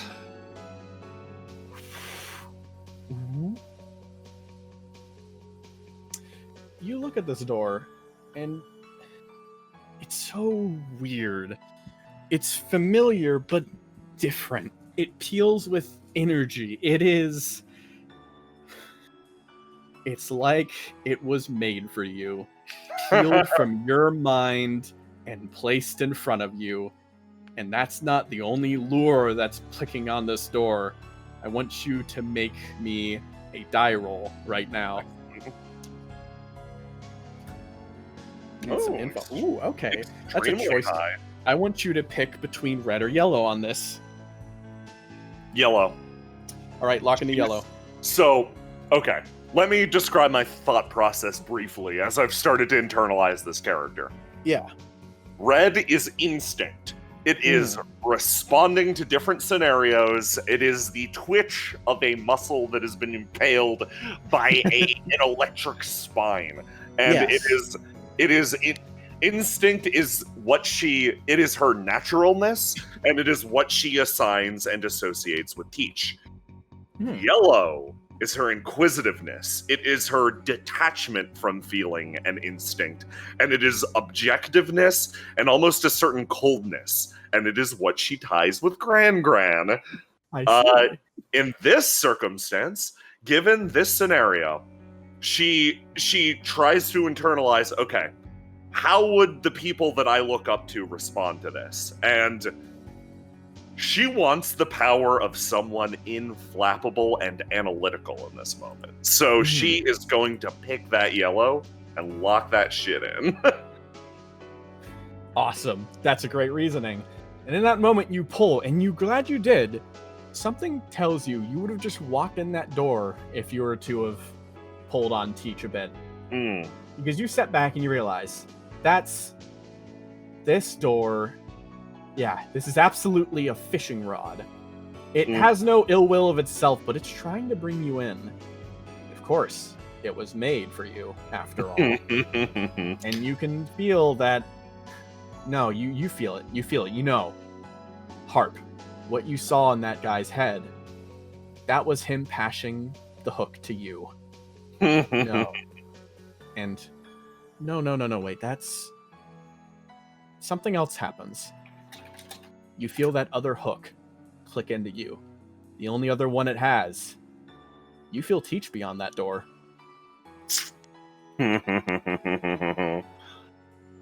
It's shoving itself forward, trying to hook you in with everything it can have to offer. It got aware of you just today, and it wants you to join in on the fun. But, in this moment, you were able to stand and analyze. So you're the one who gets to make the call. Do you go in now, or do you wait? Oh boy. She looks at the door, she thinks through, and she looks at all the facts she knows about this thing right now. And she looks and thinks about what she internalized with Harp. Harp, when they synchronized, the emotions that connected up with him were her red instinctual emotions. And she looks and she thinks at what that got him. So, as someone logical, and as a physician, she needs to approach this with a far clearer head and try an alternative solution. So she doesn't engage with the door. She looks at it and feels that impulse to open it. That's made for her. That door exists for her, but she stops. Calmly exhales. Takes a look at the rest of her room. Okay. I can't just treat this as if it's a normal dream. I have to think about this a little more reasonably and rationally than that. Components of this are clearly emotional. They're based on who I am, and they're attempting to draw me in.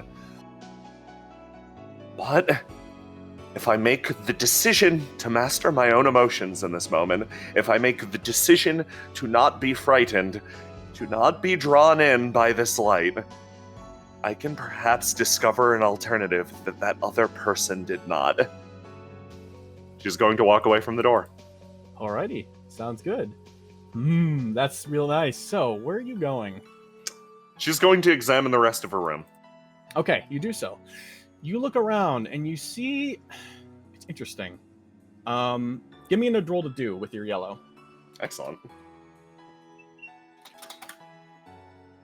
Okay. So, you look around and... Well, the first thing is... Everything here lines up, but that's simple enough. This room always seems to be like that in your dreams. You see it all the time. You've got a perfect, almost photographic memory of this room. And that's why you notice the bugs. Just like before, there are some bugs on here. Hey, can I roll? Can I roll to die again? Yeah. I want to roll to keep my composure. I am incredibly afraid of bugs. Okay, sounds good. They're unclean and bad. Yeah, So- roll for me. oh, Oh, good, nice. actually. You kind of flinch a bit, but it's almost this weird thing where, yeah, bugs are terrifying, but you know what else is almost terrifying? Not acknowledging and looking into some oddities. The oddity of this case being, this is a locust. Okay. That's the big thing's like, oh god, it's gross and it makes clicking noises. I hate it.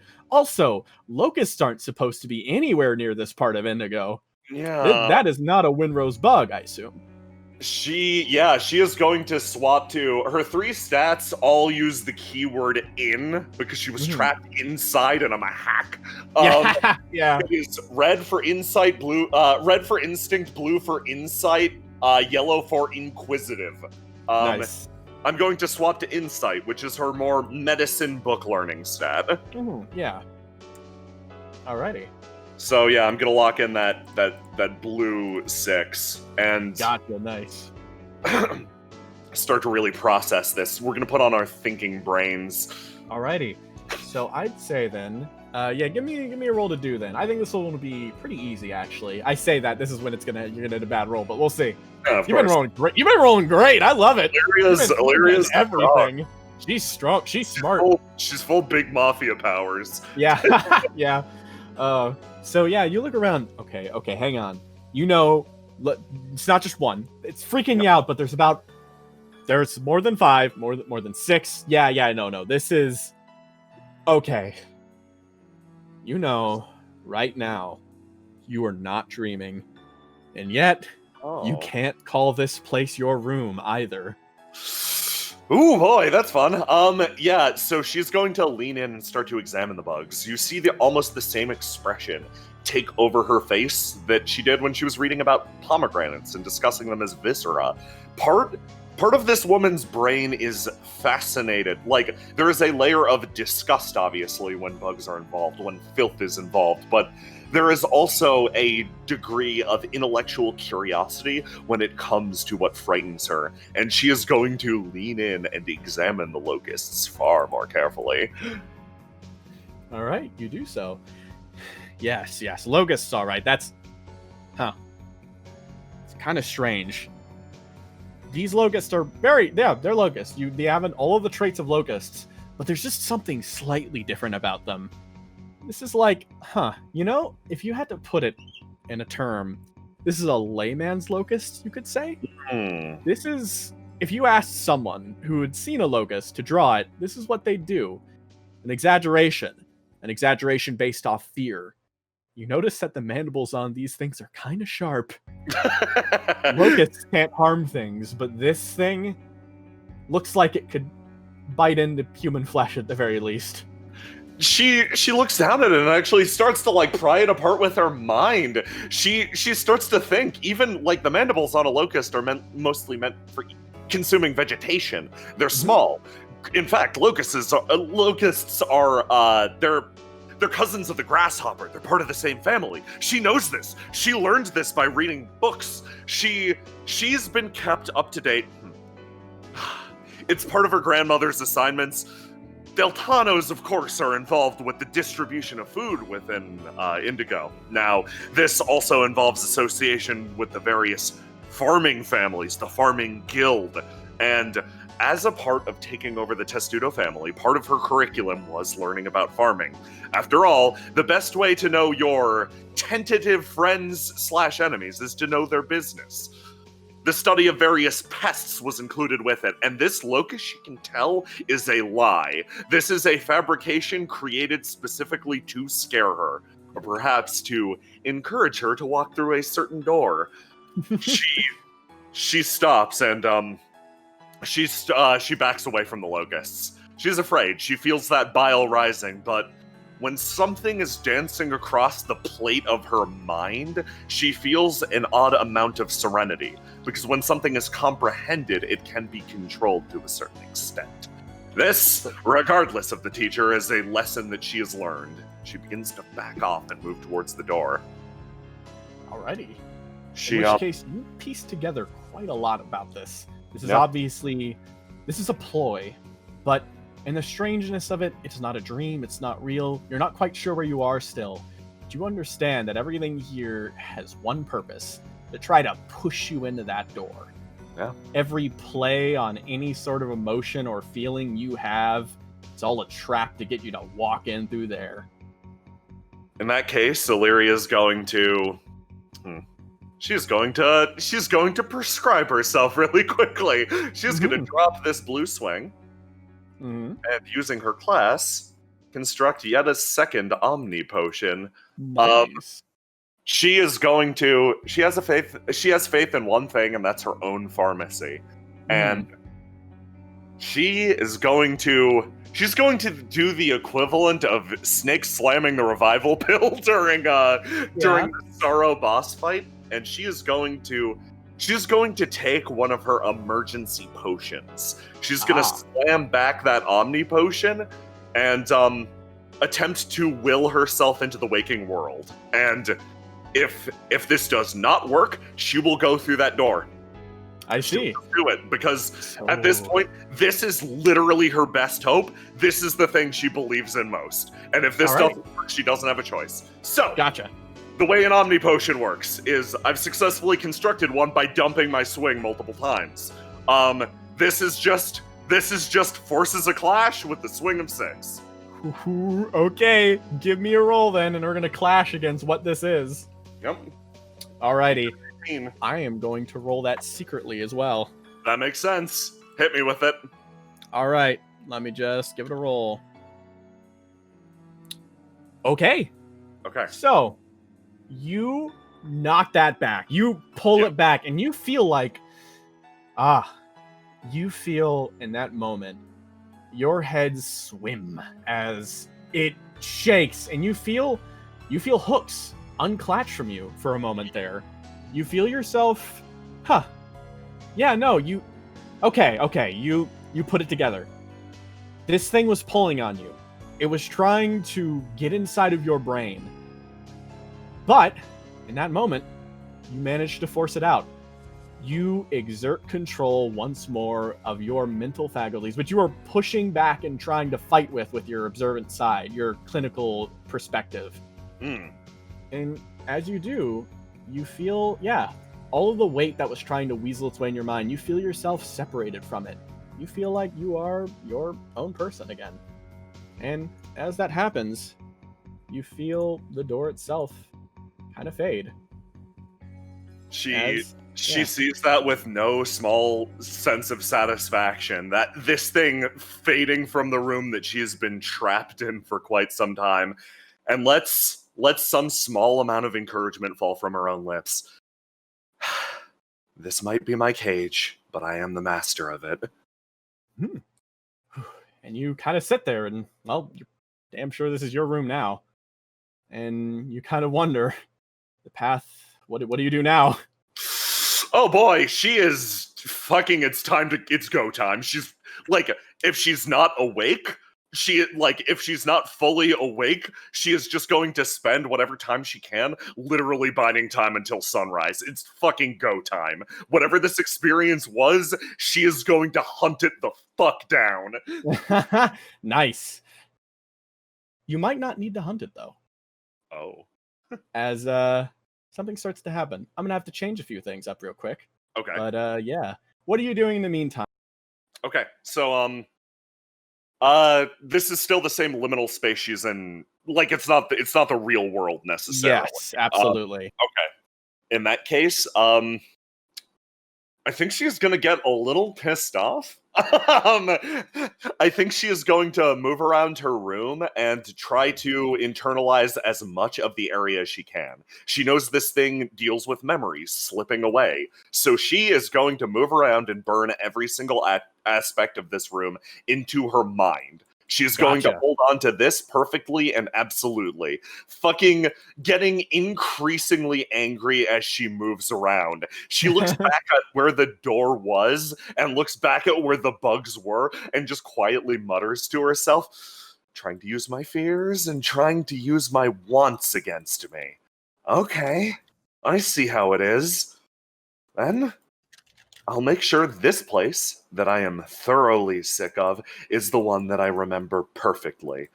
If the weapons that are being leveled against my mind are the ones that evoke emotions, I will anchor myself in this emotion of disgust and frustration.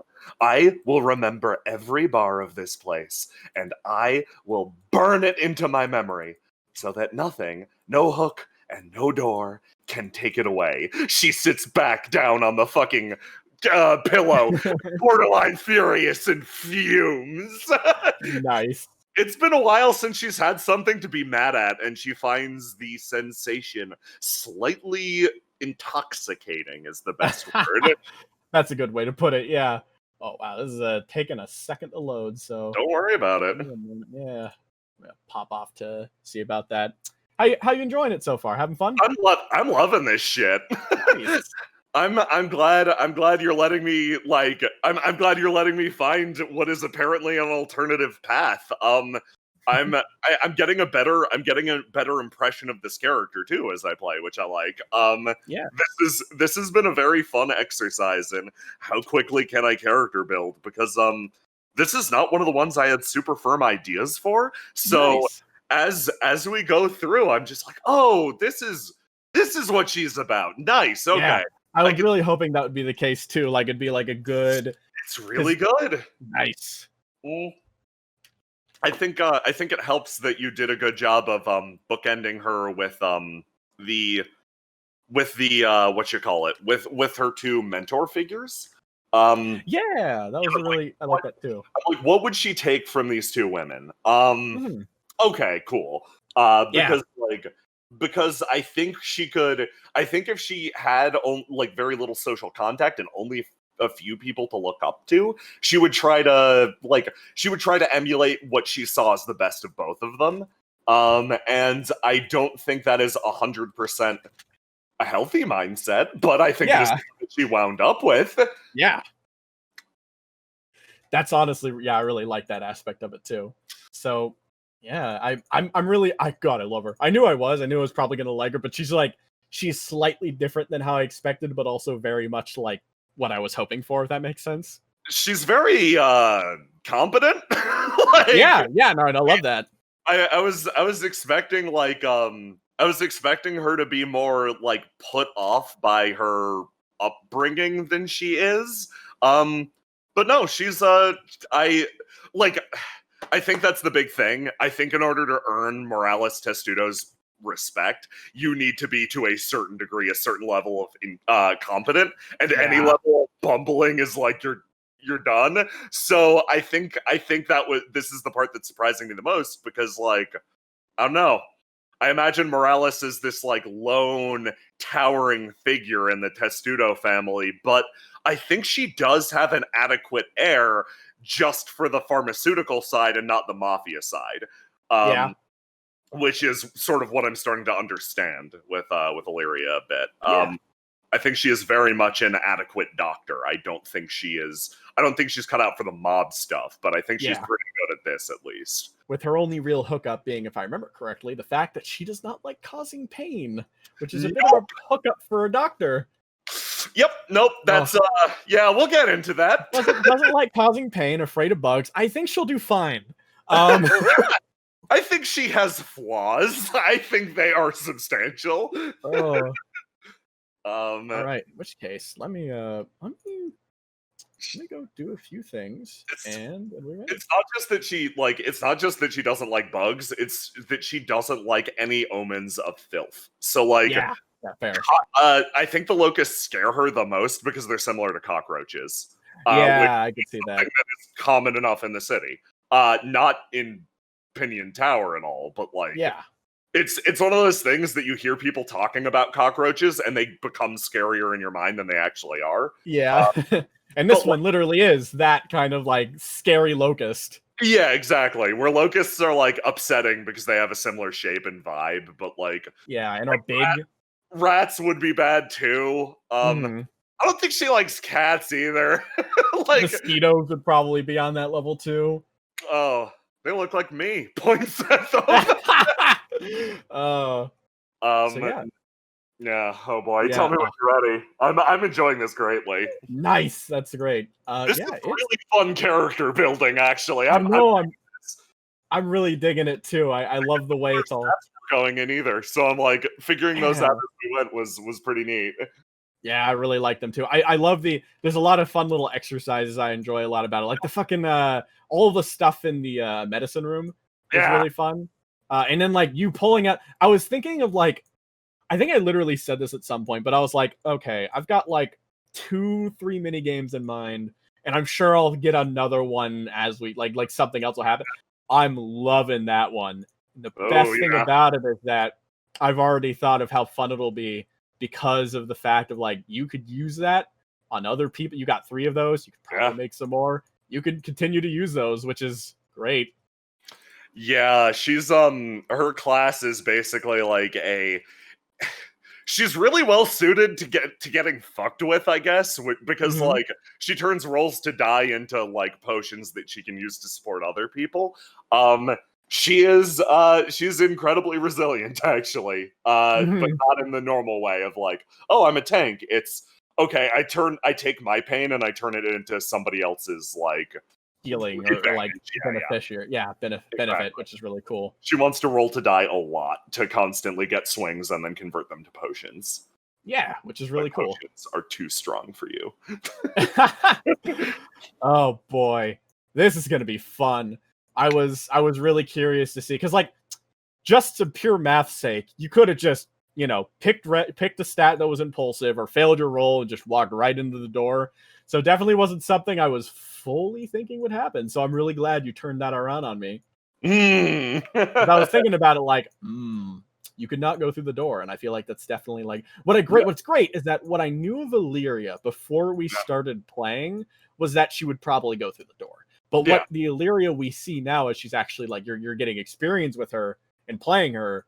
She wouldn't. And like a bit in, I was like, okay, I need to start thinking about what I want to do when Illyria doesn't go through that door, because I feel like she will most likely find a way around it. And I already did know what would happen, but I'm expanding on it a little bit. Ooh, excellent. Because I think you totally deserve that. Ooh, excellent. Yeah, no. I'm digging I think all of the Mafia families have a really good vibe.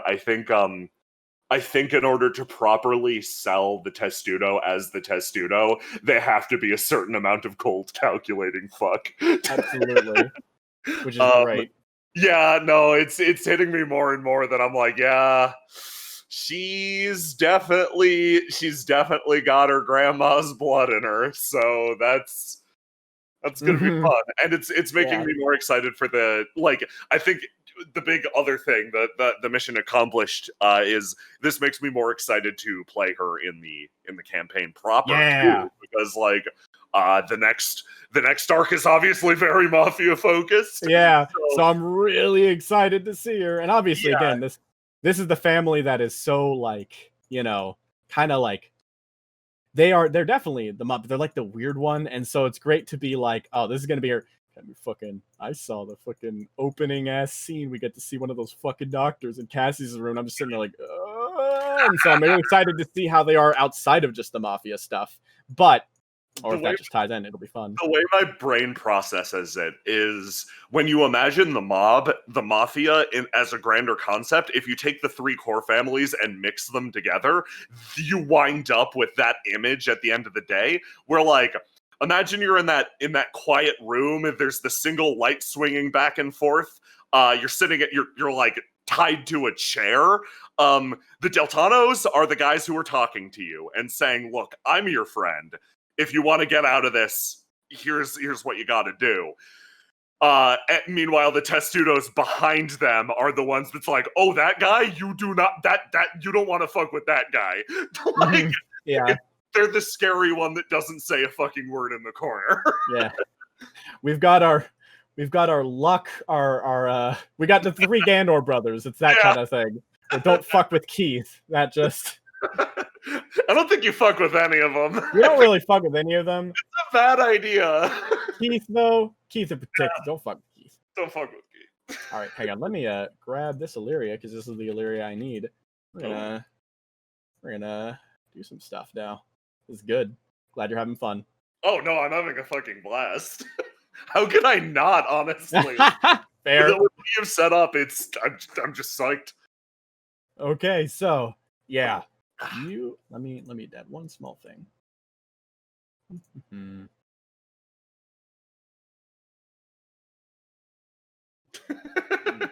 J-Man says, real scary when Grandma starts whistling with the knife in her hand. Honestly, yeah. So terrifying. Good work. She's terrified. Yeah, I love her. Okay, so you find yourself once more. You've successfully snapped this lure, which leaves you in your home. Oh boy. Sure is fucking dark. He's gonna... Yeah, obviously you get the moonlight in your room, but everywhere else it's pretty dark today. What the hell is there? Is there a power outage? She wakes up. Wait, I'm awake. Let me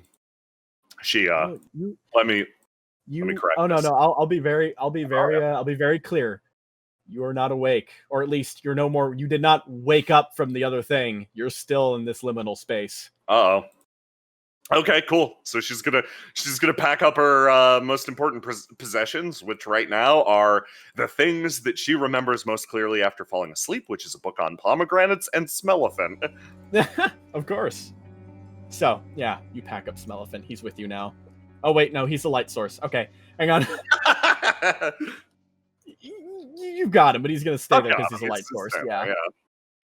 Okay, so having left that door behind, she is going to instead travel deeper into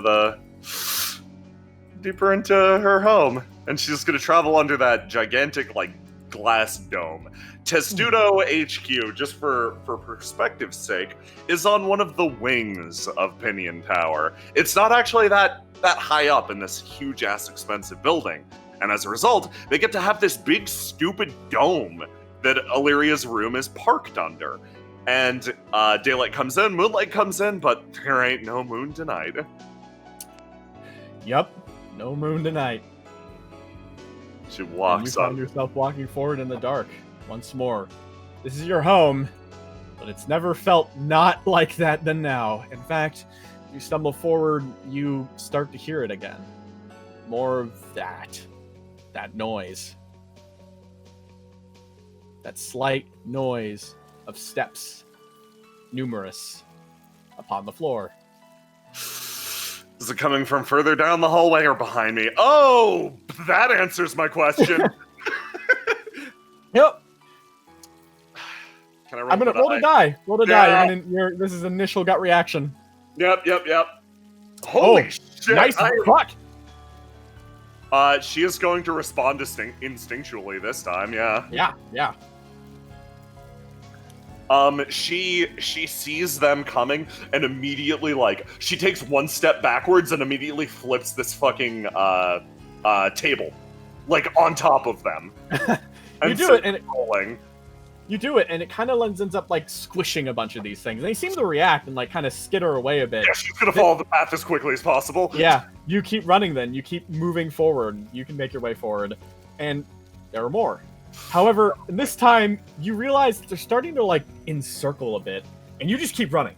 You don't stop to take them out. They don't seem to care about you.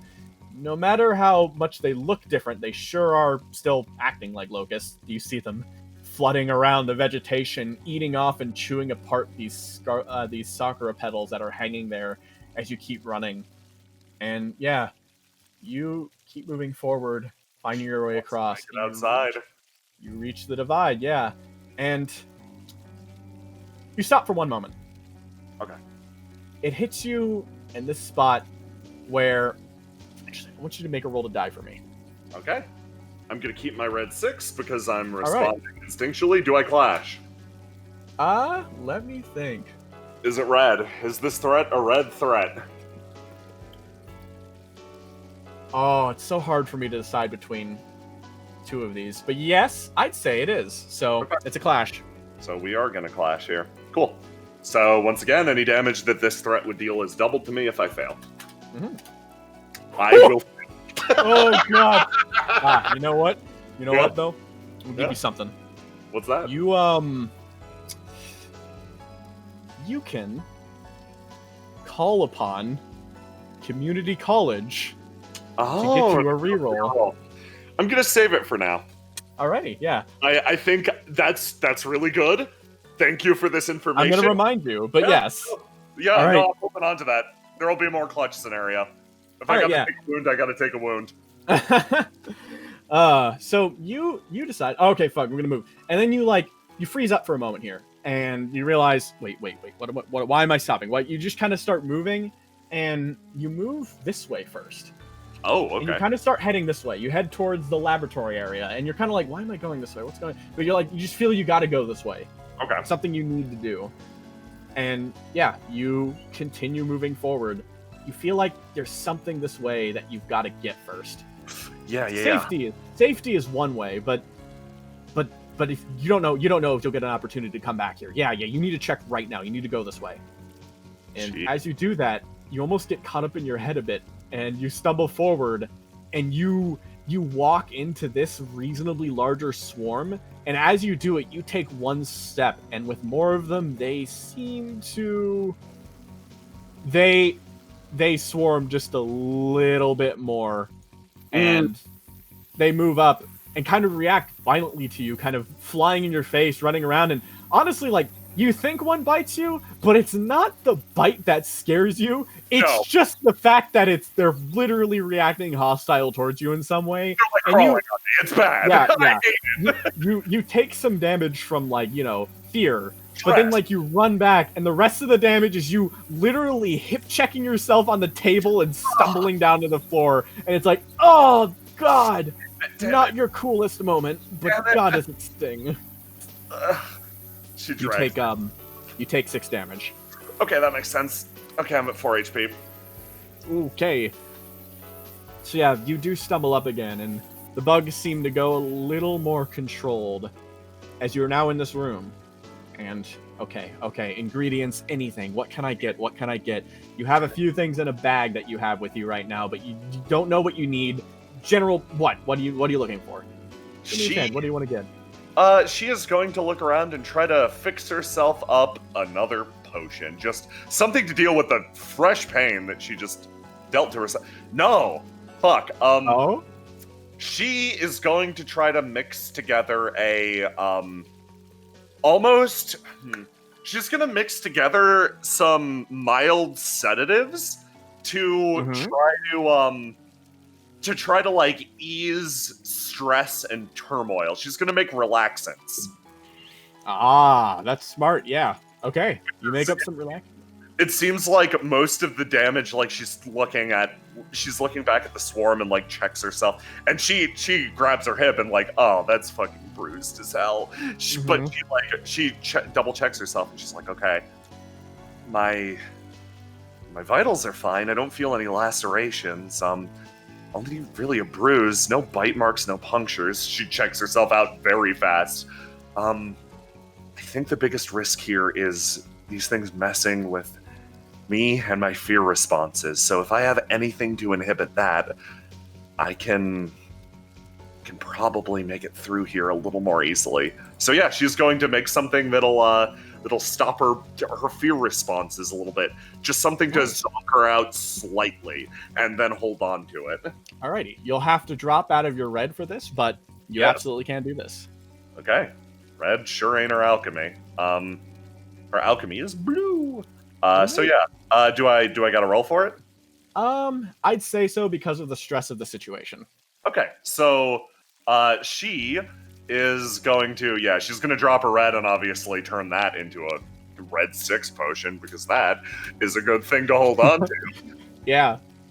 She, full disclosure, she's meant to be a supporter who passes these to other people. Of course, yeah. It turns out she kicks ass at passing them to herself. She is going to, in this instance, chug that 6 Omni potion that she's got on her, and she's going to make it a blue challenge. An Omni potion allows her to select whatever color whatever color is used to make up the Omni Potion, since it requires 3 separate potions to construct, she's just going to go, this is blue, drink it, and recover that 6 HP. Alrighty, sounds good. Nice, yeah, you do that. Get a little You bit realize- of that feeling. You calm yourself a bit, and you realize that, okay, yeah, no. You're feeling better. Yeah. You're realizing that just like before, you kind of slip back and let your fears take over, which, well, I mean, who can really blame you in this situation? You don't try to beat yourself up about it, but even then, still. Regardless of the scenario, there's nothing in the world that's better than Testudo Pharmacy. She clings to the one thing she's incredibly proud of. And you know what? That internalizes a bit. You feel, yeah, fuck it. I'm a good pharmacist. I do my goddamn job, and this is proof of that. I am doing good. You hold faith in your life, essentially. And you kind of start moving forward again. Right ahead of you. Yeah, do I get my Sorry. Yes, you do. You do. Okay, I'll just take a note of sedative. Yeah. And right ahead, those bugs are there. They haven't moved much. We're going through it. We're going through it. She's gonna calm herself down. She's not taking the sedative yet. She just downed one of our other potions, and Right. she's gonna be tough. She's gonna steel herself, and she's going through. Alrighty. Wow, she sucks at this. So phobias are a hard thing to manage. phobias are a hard thing to manage. Deal your damage. Alrighty, let me just roll on this. Well, what are you locking in? That's important. You know what it did last time, so. She panicked last time. She's gonna try to. She's gonna lock in nothing and instead save that red or that blue 5. Combine it with a red 6 and get a blue and red potion. Alrighty. She's just going in and is more or less whatever happens, and I'll react to this after the fact. So now she has a red plus blue 6. Save.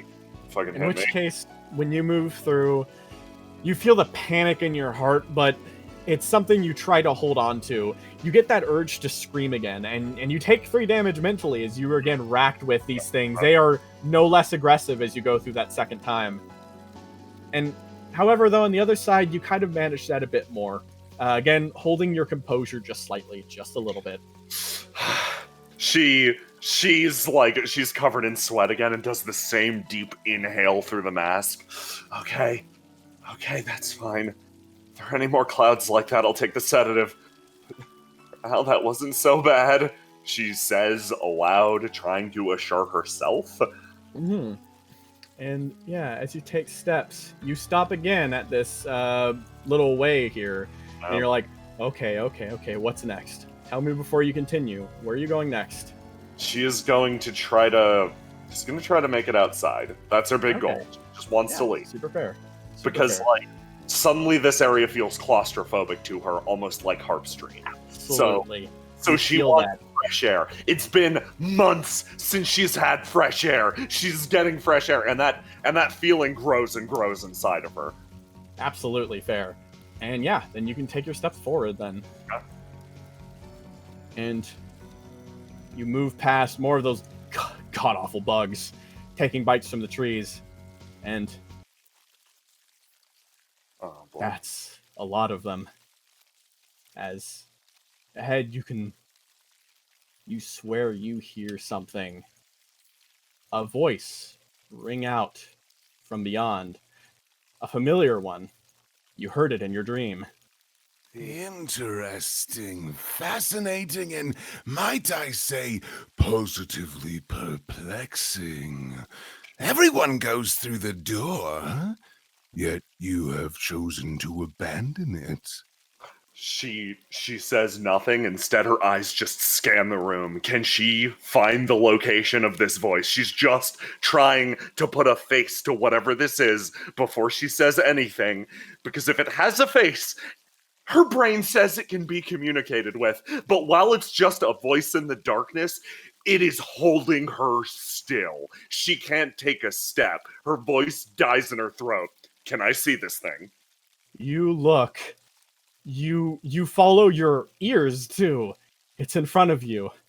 And while you were so desperately looking for a face, unfortunately, what meets you is a mask.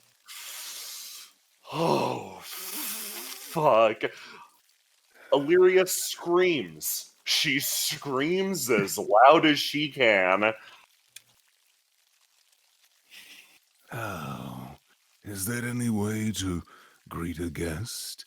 I must admit, you are curious, Illyria. I had to make a house call, if you will. Hearing the laugh, she dives backwards and immediately injects the sedative. Smart, good. Yeah, anything to calm her fucking racing mind down. She sees this thing, she sees the mask. Does this match the mask from earlier? That she saw on Heartstream? No, it's different. It's a different mask. You can barely make it out. But something about it seems similar. A similarity between the mask in the dream and the mask you barely see, or you barely saw in front of you before you doubled back. It's cracked, run through, destroyed, yet stuck together by a means you can't really pull together. Amongst the form, you could make out the slight glow of wings, the only thing you could see in the dark, along with the bone, gray-white mask, almost like carapace, as the thing continues to stare through, yet you can't pick it out anymore. Not because it lacks a form, it's quite shapely as well, even that you can't really put down. It seems like a man, but beyond those bugs, you can't see anything.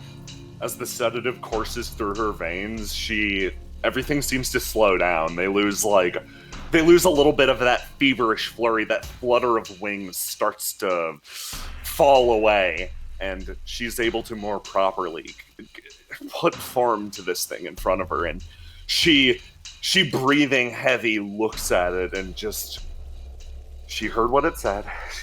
It said most people take the door. So she's able to process that this thing, to a certain extent, is controlling not only the insects but the door, and is probably responsible for all of this dread she currently feels.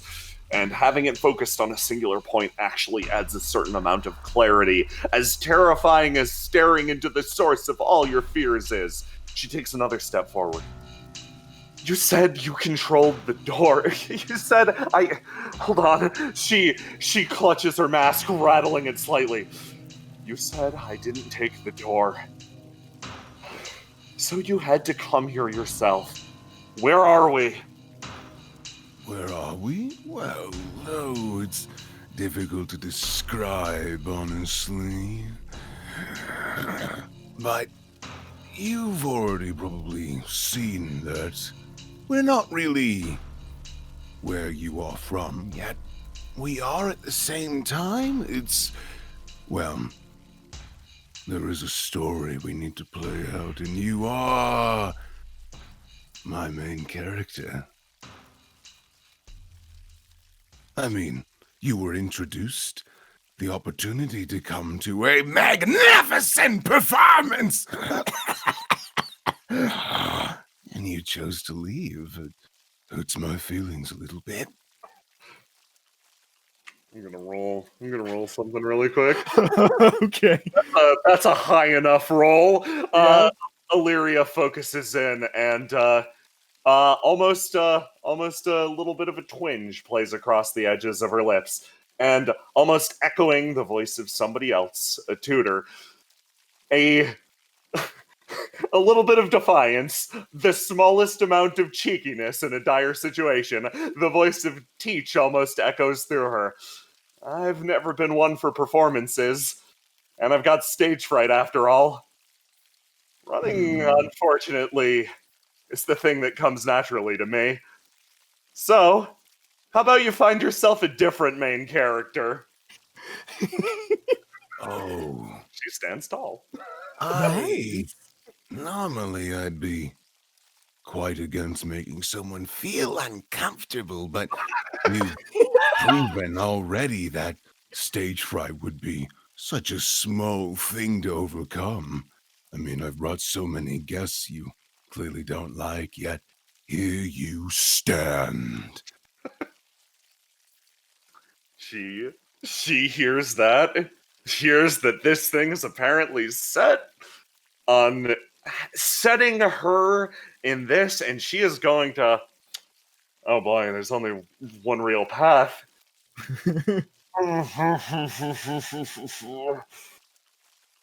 She hears that, and she tries to summon all of her strength, and she is going to try to rush past you.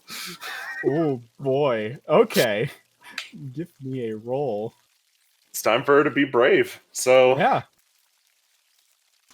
okay. That is Ooh! Oh man. Oh great. Okay. So I don't think this gets to be a cool crit. I don't think this is even remotely cool. I think Illyria is literally panicking, and in a moment of panic loses sight of herself. Christian, I don't want to have the crit in this moment.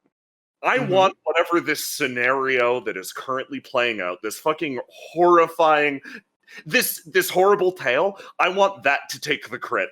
I want Illyria's action in this moment to accelerate or evolve the situation. I do not win necessarily. I want this to accelerate to a fever pitch. I want her impulsive decision making to do whatever that means. Ooh, so you want to you are essentially throwing the ball in this person's court to fall to whatever prey might happen through your instincts. Yeah. But you want that to move things along to maybe give you more in the future, essentially. Exactly. Well put. I can work with that. I can work with that very well. As mustering all your courage, you fly forward. And with that, something flies up around you as well, as you push your way in, surrounded by bugs. As in that moment, you move. And when you do, you swear, at the very least, you can't see. You think you make it past him, though. But where you go from there, well, you're not sure. You plunge into the dark covered with insects. As moving on, you find yourself deep, deep, deep within this place. You've moved to somewhere that's quite familiar. And behind you, you hear a taunting voice. Oh, so very brave to keep running. But you needn't worry. I'll catch up with you very soon. And It's so fucking scary. Oh my god. Okay. Now. Okay. Let me just I'm gonna drag you down map. Okay, Second cool. time. I like to call upon the power of teach for half a second and naturally get a fucking crit on red. I know, right? That's just how she be. What do you feed your kids? I feed them 20-Os. Shut up! Right. Oh, this is good. This is good. All right. You break through over here. I need another ping. Okay, hang on. Do you get it then? Nope, but I can scan. There we go, found me. Yeah. You run out through a door, and the same kind of yellowish glow comes out. You kind of piece together now. Hang on. Yeah. Okay, so you know this spot. You saw Harp move through here. Yep. There was no door here last time. This is a new addition, and it leads to that strange spot. I want you to make me a die roll. Oh boy. Let's keep this 2d6 plus 5. Instinct. Instinct. Let's see. I don't... Okay, actually. What we'll say is you're not going to get a realization. Huh? That should be a 12. I have a permanent +1 thanks to the red bookmark. Yeah, absolutely. So that... I'm not going to give you a realization about that thing, but that's not how you are anyways. You are in run. You are not processing. You are moving. The only thing you process is that Harp was looking for a door, and it was this way. Yeah, it was that way and up, but he also found a different door He did. that she's far more curious about. She's dropping red. Oh boy, you're at it, RK. Yeah, Illyria's oh boy, Illyria's too damn curious. She makes it into this space, and after the horror of having her entire visage crushed by bugs, basically, she starts to internalize. No, I know this place, and I think I know a way out of here. Yeah. She turns, and instead of following the path that Harp took, she's going to move over here. Down. Yeah. You move your way down then. Say again? To these double doors. Yes, you move down to those double doors, and as you look at them, you see them say something on it. They say the theater. Oh. Right, that. Yeah, the theater. And then it all clicks to you. That theater. Yeah, hang on. That must lead to that place I saw in my dream. Oh, yeah, that connects up. Yeah, and so standing there, you hold yourself there, and the pressure of something behind you remains despite not seeing it. You know someone's coming, but you don't know when or how, and you can see no signs of their approach. So tell me, do you go through the double doors? Yeah, she's gonna go to the theater, I think. All because right. that's the place that they want to see her. Yes. And you move through, and let me just get something ready. As stumbling on through, you find yourself moving towards the theater. Let me just lock one thing off real quick. I gotta change the music up because you're going to a fun place. Oh, that's Really exciting. good job. Really good job sequence breaking. You're gonna meet a character I didn't expect you to meet today. Ooh, that's fun. Mm-hmm. There we go. Back here.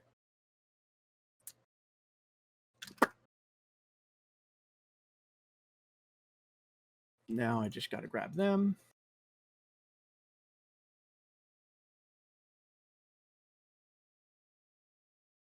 All right. I need to grab one more track real quick. Emergency.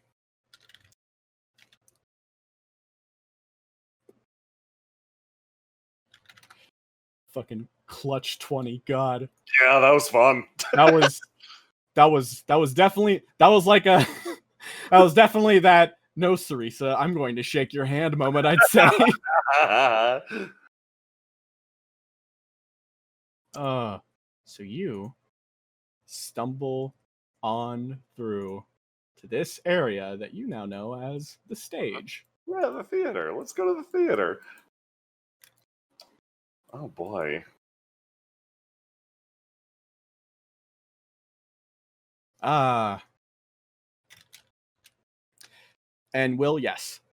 So yeah, do you see where you are? Yes, over on the left. Yes, over on the left. I just deleted my clone version up from in the Good, audience. thank you. Obviously, you weren't supposed to be here yet.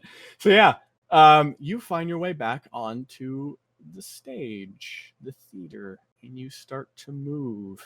You find yourself here, and you see these empty halls. This isn't really like what a backstage of a theater should look like, but it's almost like you feel a quality of you, just like how in the outside area, that claustrophobic feel of you stumbling forward, and that feeling that something is being built as you walk. That's what this feels like right now. Okay. And you begin moving forward more into this theater. Okay. Well, she looks around. Normally there would be props back here, right? Normally, yes, there would be props back here, but all the props seem to be removed. Now, it is totally possible that if it is a theater, there might be a prop room elsewhere. But No. obviously, that this is super empty. It's barren almost. Yeah. As if, again, it's kind of like that idea of like Drop her swing again. Yeah. All right. Like, What you going into?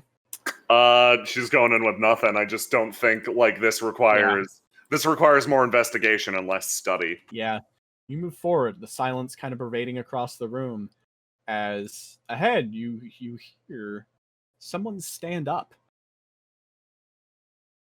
Someone is moving ahead of you. She's gonna walk out. You step out, and you move, and you kind of see the pillars, the stage to your left, then more footsteps to your right again, as, again, something is there. She's going to very quickly dart back here.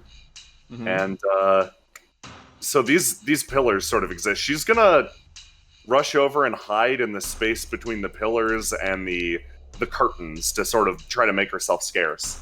This would Okay, you do. probably be... Do you want me to roll to die or anything like that? I'd say yes. Okay. That raw 3d6. Oof, that's not... Okay. That's So, not very good, but I need my big investigation brain, so that works good. Yeah. You hold yourself. Which way are you kind of peeking out of right now? Are you peeking out in the direction of the stage? She's peeking out back in this direction, if that's All where right. the sound came from. I think... Yeah. I rolled not... I didn't beat the 10, so I'm just gonna assume that it's this direction. Don't tell me if I'm right. Yeah, you do that. And then, from behind, something touches you.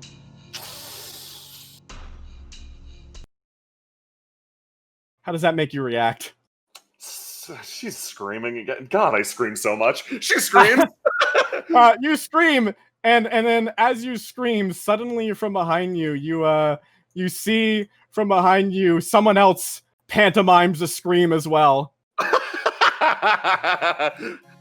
Oh, that's out of character. That's a friend. In character. Ooh.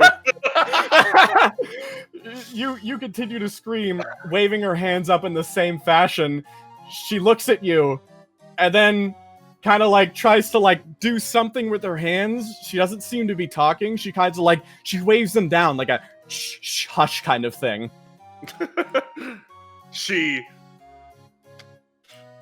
I'm not gonna roll again. She calms down. Okay. She lowers her voice, and instead of opening her mouth, actually just watches what this person's doing. She raises up a conductor wand and smiles at you.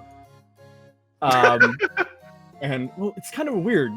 It's a mask, much like so many masks. Yet it always. It's so weird. It's like it's always been that way, but you could sense it not. I don't know. It's a weird thing to look at. And as that happens, she kind of can stop, like, has been kind of waving her conductor's wand passively, and seeing that you're relaxed, she seems to return back to what you assume to be normal stance as she moves around and like, she just starts to inspect you. Hey there, you don't seem hostile. She kind of sweeps around looking at you. Okay. Okay. So I assume you can't speak. She nods her head. Okay. Well, She stops and she thinks. She processes everything that she knows so far. Do you know anyone who controls locusts? You notice like an almost like a violin trill noise goes through the air as you see something about her changes. And she's like, and then after that dramatic thing, she's just like, oh, you don't like that one. Nods her head again. Okay. Then I guess that makes us... I guess that puts us in the same position. My name's Illyria Testudo. What's your name? I understand that might be a hard thing to answer through pantomime, but if there's anything that I could call you, that would make this significantly easier. She steps back a bit, moving, and in a moment, you see her take her conductor's wand, and she starts moving it around, switching it to 3 different locations, before returning it back to neutral. And with that, a tiny little flare, an entire orchestra plays up with it as she shakes it. Okay. Not sure what I'm supposed to do with that. Illyria stops and thinks, can I roll a d20 at this? Yeah, sure. Can my fucking brain... Are you... Okay, I'm gonna go down a list right now. Illyria's like, has a middling brain thought with this one. Are you the conductor? Face remains the same. Are you the orchestra? Okay. Is it okay if I call you the orchestra? Or just... She proudly bows. It's a little long, and it's got a "the" in it. Does orchid work? She looks at that, and she's just like, yeah, she nods her head a lot. Yeah, that sounds great. Illyria smiles under her mask, having regained a small amount of peace from this. Yes. Okay. She looks around. So, okay. Are you part of this place? She sits a second and then...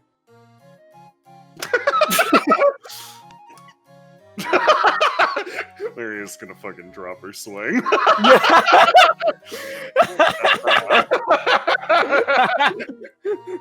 Yeah, okay.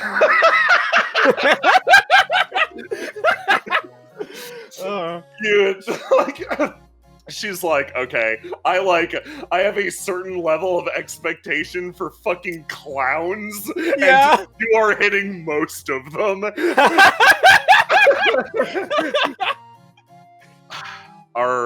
Am I in danger in this room? Suddenly, it seems to stop. What exactly? You're not quite sure, but then she sort of moves up next to you and very assuredly nods her head. Oh boy. Illyria just... Can I roll deny? Can I just roll deny? Yes. I want to see how well I keep my shit together. Yeah, no, that red 5 is correct. Yeah. She feels her blood start to pump again. Okay, then. Let's go. Let's go then. She stops you for a moment and then kind of looks at you again, and it looks like she's trying to... She's like racking something. She's trying to think of how to describe something for you, but it seems she doesn't have words for it. She tries to think, and you see this is kind of holding her, but she's trying to get you to understand something that doesn't seem to be registering with you. And when that happens, suddenly you start to hear it again. Oh boy. Swarming more of it. And she hears it too. And when that happens, suddenly she seems to go, and in a moment, she turns to you and swiftly starts doing something. You hear some form of lullaby. And in that moment, you feel yourself start to drift. Oh. And what do you do in that instance? So she heard the locusts. Let's see, Illyria. How is Illyria going to do this? Especially locked in red. You could drop it, but yeah. Her instinct. Oh boy, okay. This is the instinct of a person who has been taught that basically, like, I don't think she has ever particularly known true hostility, only veiled hostility. And I think she is, despite her analytical nature, the type to believe others before she disbelieves them. I don't think she has that cynical edge quite yet. Yeah. So I think her assumption in this moment is that this lullaby is not for her, but for the locusts. And I think her default assumption is, okay, all I need to do is stay awake through it, and then the locusts will fall asleep and we can go. That would be And- her thought process. Yes. Me, I'm like, this is suspicious as shit. Like, I'm trying Yeah. to think from her perspective and the way Super she fair. trusts people. Yeah. Um, And because of that, you hold yourself still. I just need to stay awake. And the smile on that mask maintains as you feel consciousness start to drift. No. And you feel yourself dulled from your instincts as the bugs start to get a little closer. And you just fall straight forward right into the chest of this lady. And you go asleep. that makes sense. And with that, you find yourself once more falling into a slumber.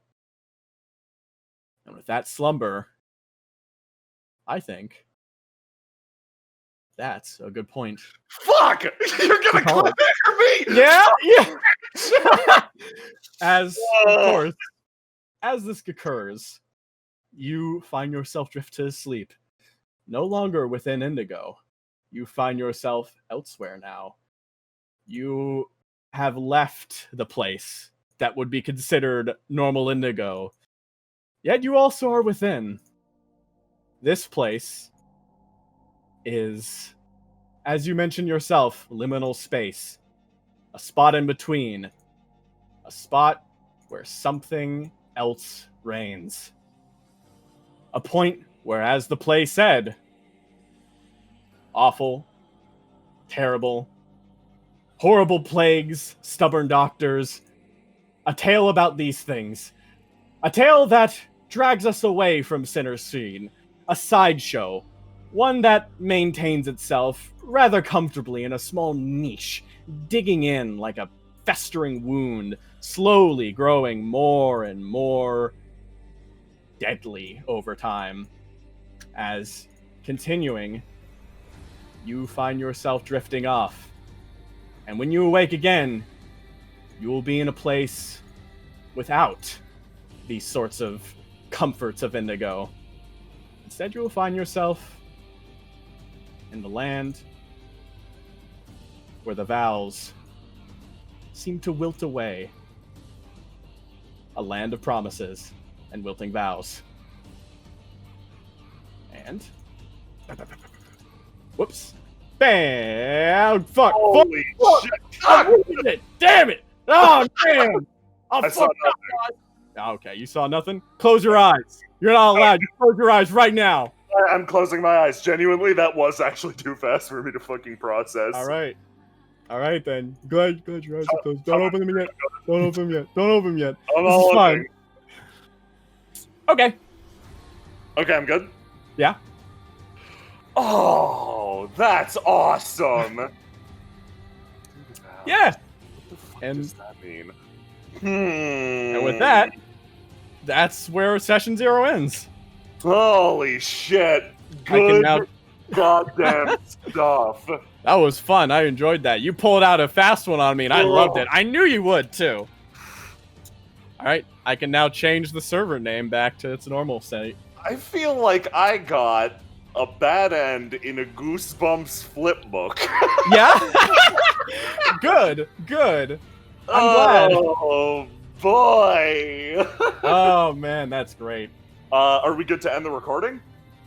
I'd say so. Yeah. Okay, hey Good. future patrons, thanks for watching. Enjoy finger guns. Yeah. Pray for me.